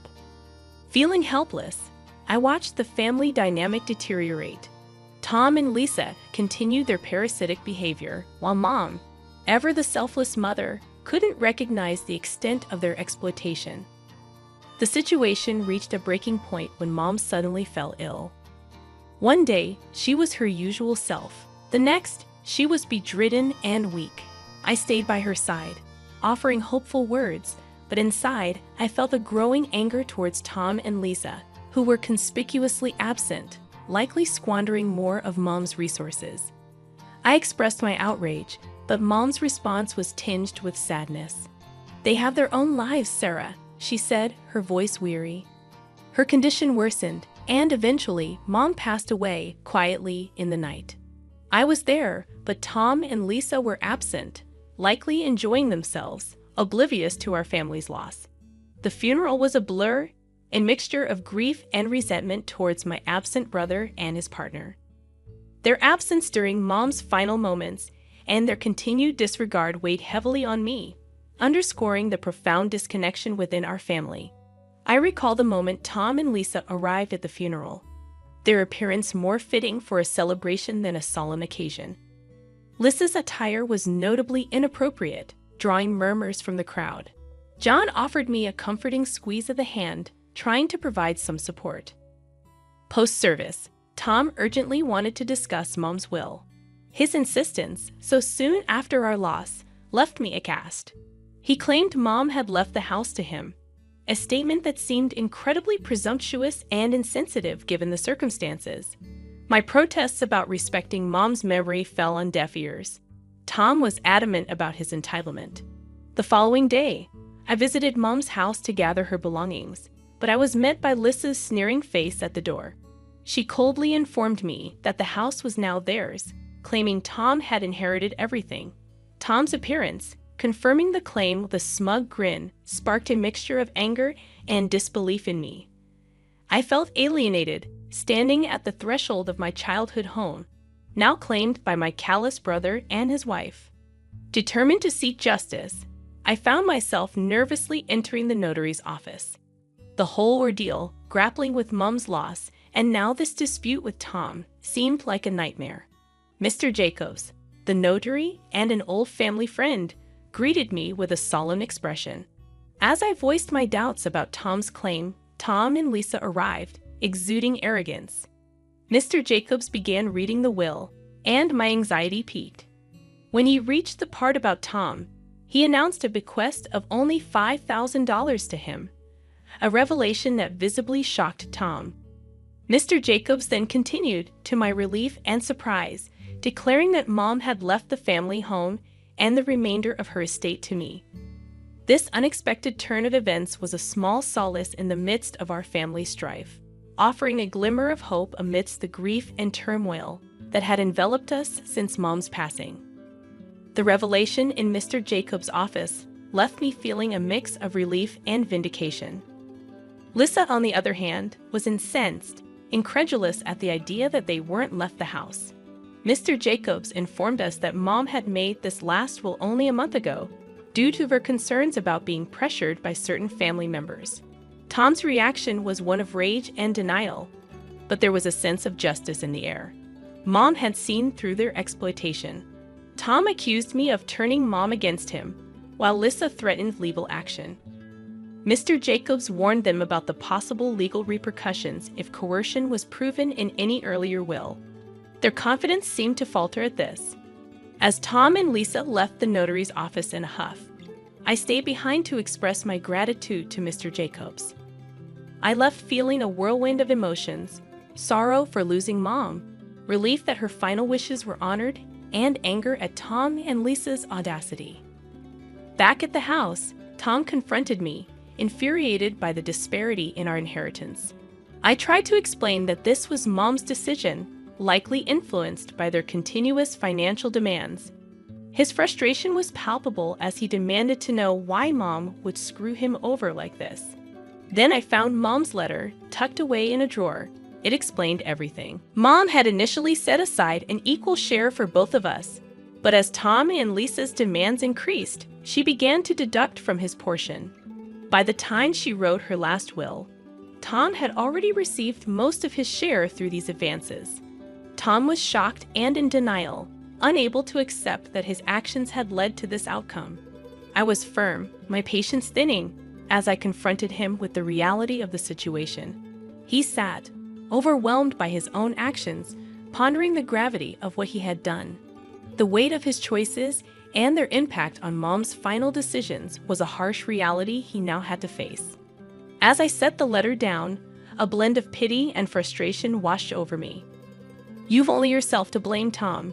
"This was your doing," I said, watching him leave the house, a shadow of the man he once was. There was a sense of justice in his departure, but it was tinged with sadness for a family now fractured by both grief and selfishness. The house, previously a battleground of family conflicts, now stood in a haunting silence. Tom and Lisa had left, severing all ties with me. It was a relief to be freed from their tumult, yet it also left me to grapple with the fallout of their actions. As I sat in the living room, lost in thought, my phone rang. It was Jenna, bringing news of Tom. He was job hunting in town, and Lisa seemed to be living a single life, with no sign of their son, Alex. Anger surged within me at their reckless disregard for their child. Jenna's voice broke through my fury, suggesting that maybe there was something I could do. Her words ignited a spark of determination in me.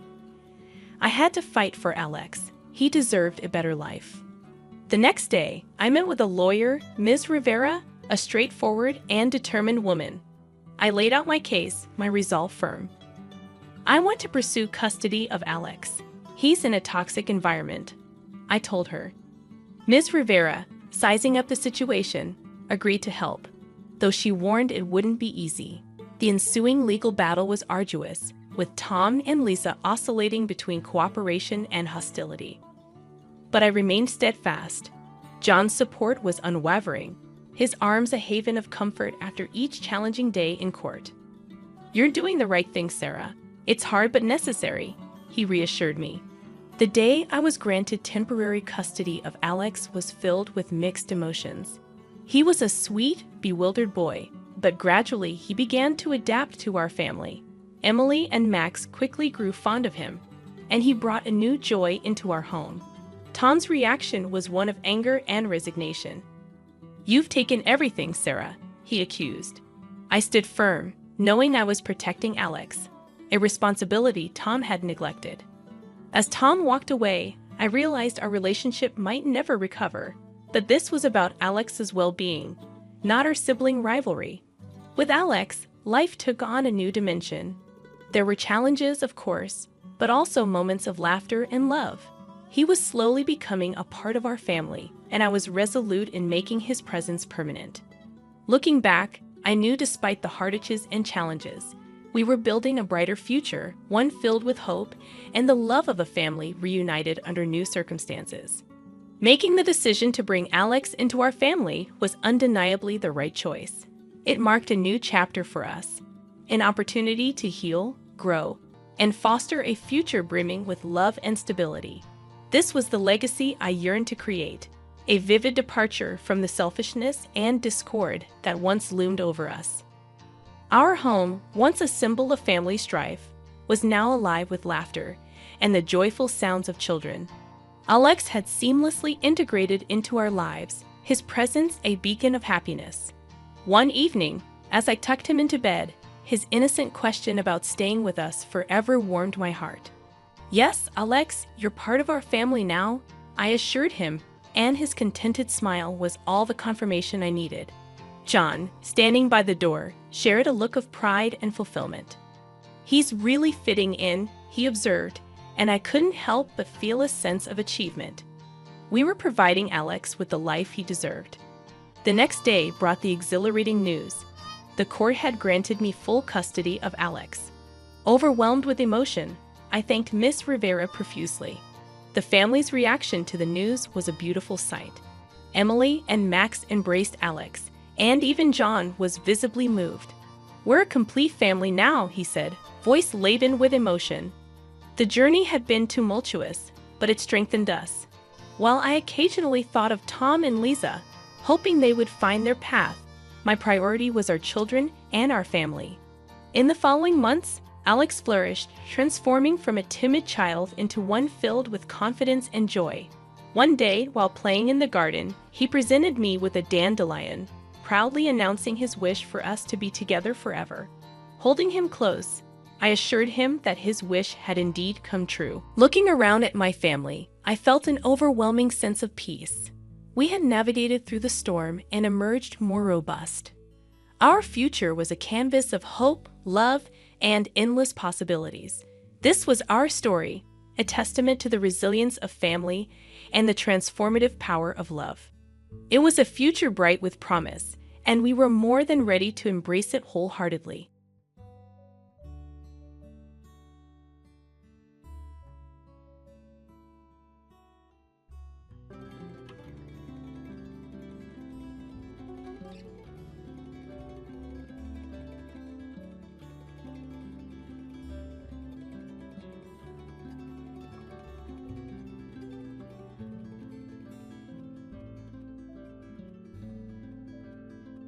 I'm Karen, a 25-year-old employee, and 6 months ago, my grandfather, who raised me, passed away. Today is the day when the lawyer will open my grandfather's will, prompting my visit to his house with my sister Susan. Susan, 4 years older than me, is my only family since our parents passed away in an accident 20 years ago. Raised by our grandparents, we faced the loss of our grandmother to illness a few years ago, and our grandfather's health had been declining ever since. Concerned for him, I chose to live in an apartment near his house, regularly checking on him. "You're a grown woman. It's unbecoming to keep coming back home," my grandfather would say cheerfully. But despite his words, I continued my visits. One day, arriving as usual, I discovered my grandfather in pain at the entrance. In a panic, I called an ambulance, but he passed away suddenly. "Hey, what are you daydreaming for? At least prepare some tea." My sister Susan's voice brought me back to reality. "Right, the lawyer will be here soon," I replied, heading to the kitchen. Glancing at Susan stretching out her legs on the mat and yawning, I could still smell her strong perfume from a distance. "She's the same as always," I murmured as I placed the kettle on the stove. My sister had always been self-centered, dyeing her hair in her teens and hanging out with delinquents. She demanded money without working, causing trouble that our grandparents had to apologize for, leaving me to deal with the fallout as the quiet one. Even as an adult with no stable job, she drifted around, working part-time. I knew she had been asking our grandfather for money in my absence, finding the situation troublesome. If it weren't for the inheritance, I thought, interrupted by Susan's formal greeting to the arriving lawyer. "Ah, you must be the lawyer. Thanks for coming today," she said in her high-pitched voice. Rushing to join them, I thanked the lawyer for his presence, recalling his kind eyes that mirrored my grandfather's. The lawyer's badge gleamed brightly on his chest as we began the process after offering incense in front of my grandfather's portrait. He took a sip of the tea, marking the beginning of a significant and uncertain chapter in our lives. I retrieved my grandfather's will, a document entrusted to him while he was still alive. Its contents revealed that my elder sister Susan was to inherit $20 million in cash, while I, the younger daughter, would inherit the house and the land it stood on. Upon hearing this, Susan burst into laughter, finding it amusing that she was to receive a substantial sum while I, the younger and supposedly plainer sister, would only inherit an old house. "It's just right for someone as plain as you," she remarked snidely. I retorted, pointing out that it wasn't just the house but also the land. She dismissed the value of the land in such a seemingly undesirable location, expressing a preference for cash. I couldn't deny feeling a bit shocked, acknowledging that perhaps my grandfather wanted me to protect his cherished house and land, where he spent his life with my grandmother. "Wow, a house and land. That's pretty awesome, isn't it, Brian?" my boyfriend exclaimed in surprise upon hearing my story. Shaking my head, I implied that it wasn't as great as it sounded, given that my sister inherited $20 million in cash. "More impressive, I'd say," I remarked, feeling a sense of emptiness as I verbalized it. Trying to be modest, I continued, even though I was trying to be modest. "Beautiful and having money, now she's the better," Brian remarked insensitively, earning a side glance from me.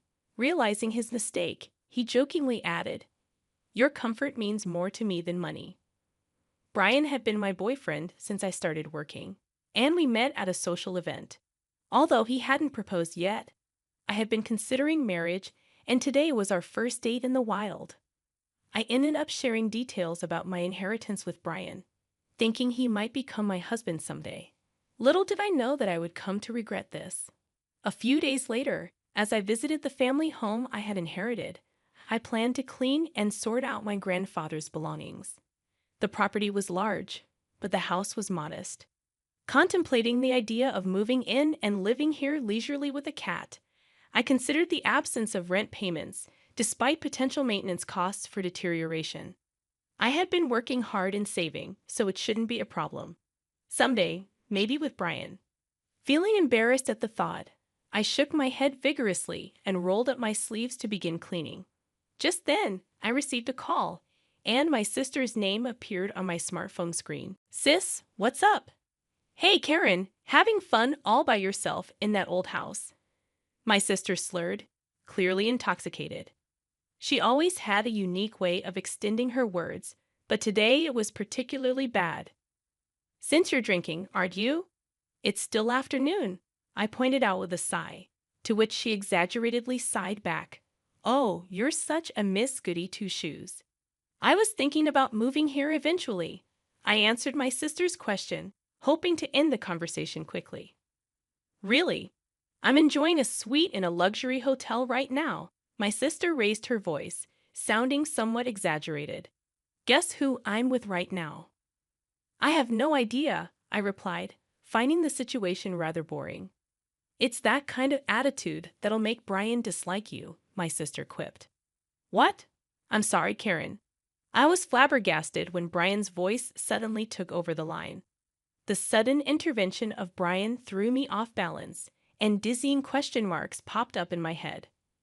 I resented my imagination at this point. A disgusting scenario had been completed in my head. Surprised, "Huh?" My sister's mean-spirited voice chimed in. "Ever since you introduced him to me, I thought Brian was quite a catch." She went on to boast about how she had been attracted to Brian since I introduced him, how she knew where he worked because of me, and how she had approached him as soon as he left work. He came along readily when she asked, telling her that she was hundreds of times more attractive than me. I listened in stunned silence, unable to utter a word. "Karen, I'm really sorry," Brian's voice came again. "Tell me it's a mistake." I tried to speak, but the words wouldn't come. As a man, I had to take this opportunity. "I do feel bad about it, but come on, it's impossible to resist a beautiful woman who has $20 million, right?" The way he spoke, as if asking me to understand, drained my emotions away, and I felt a cold sensation, like my blood was being drained from me. "You know what?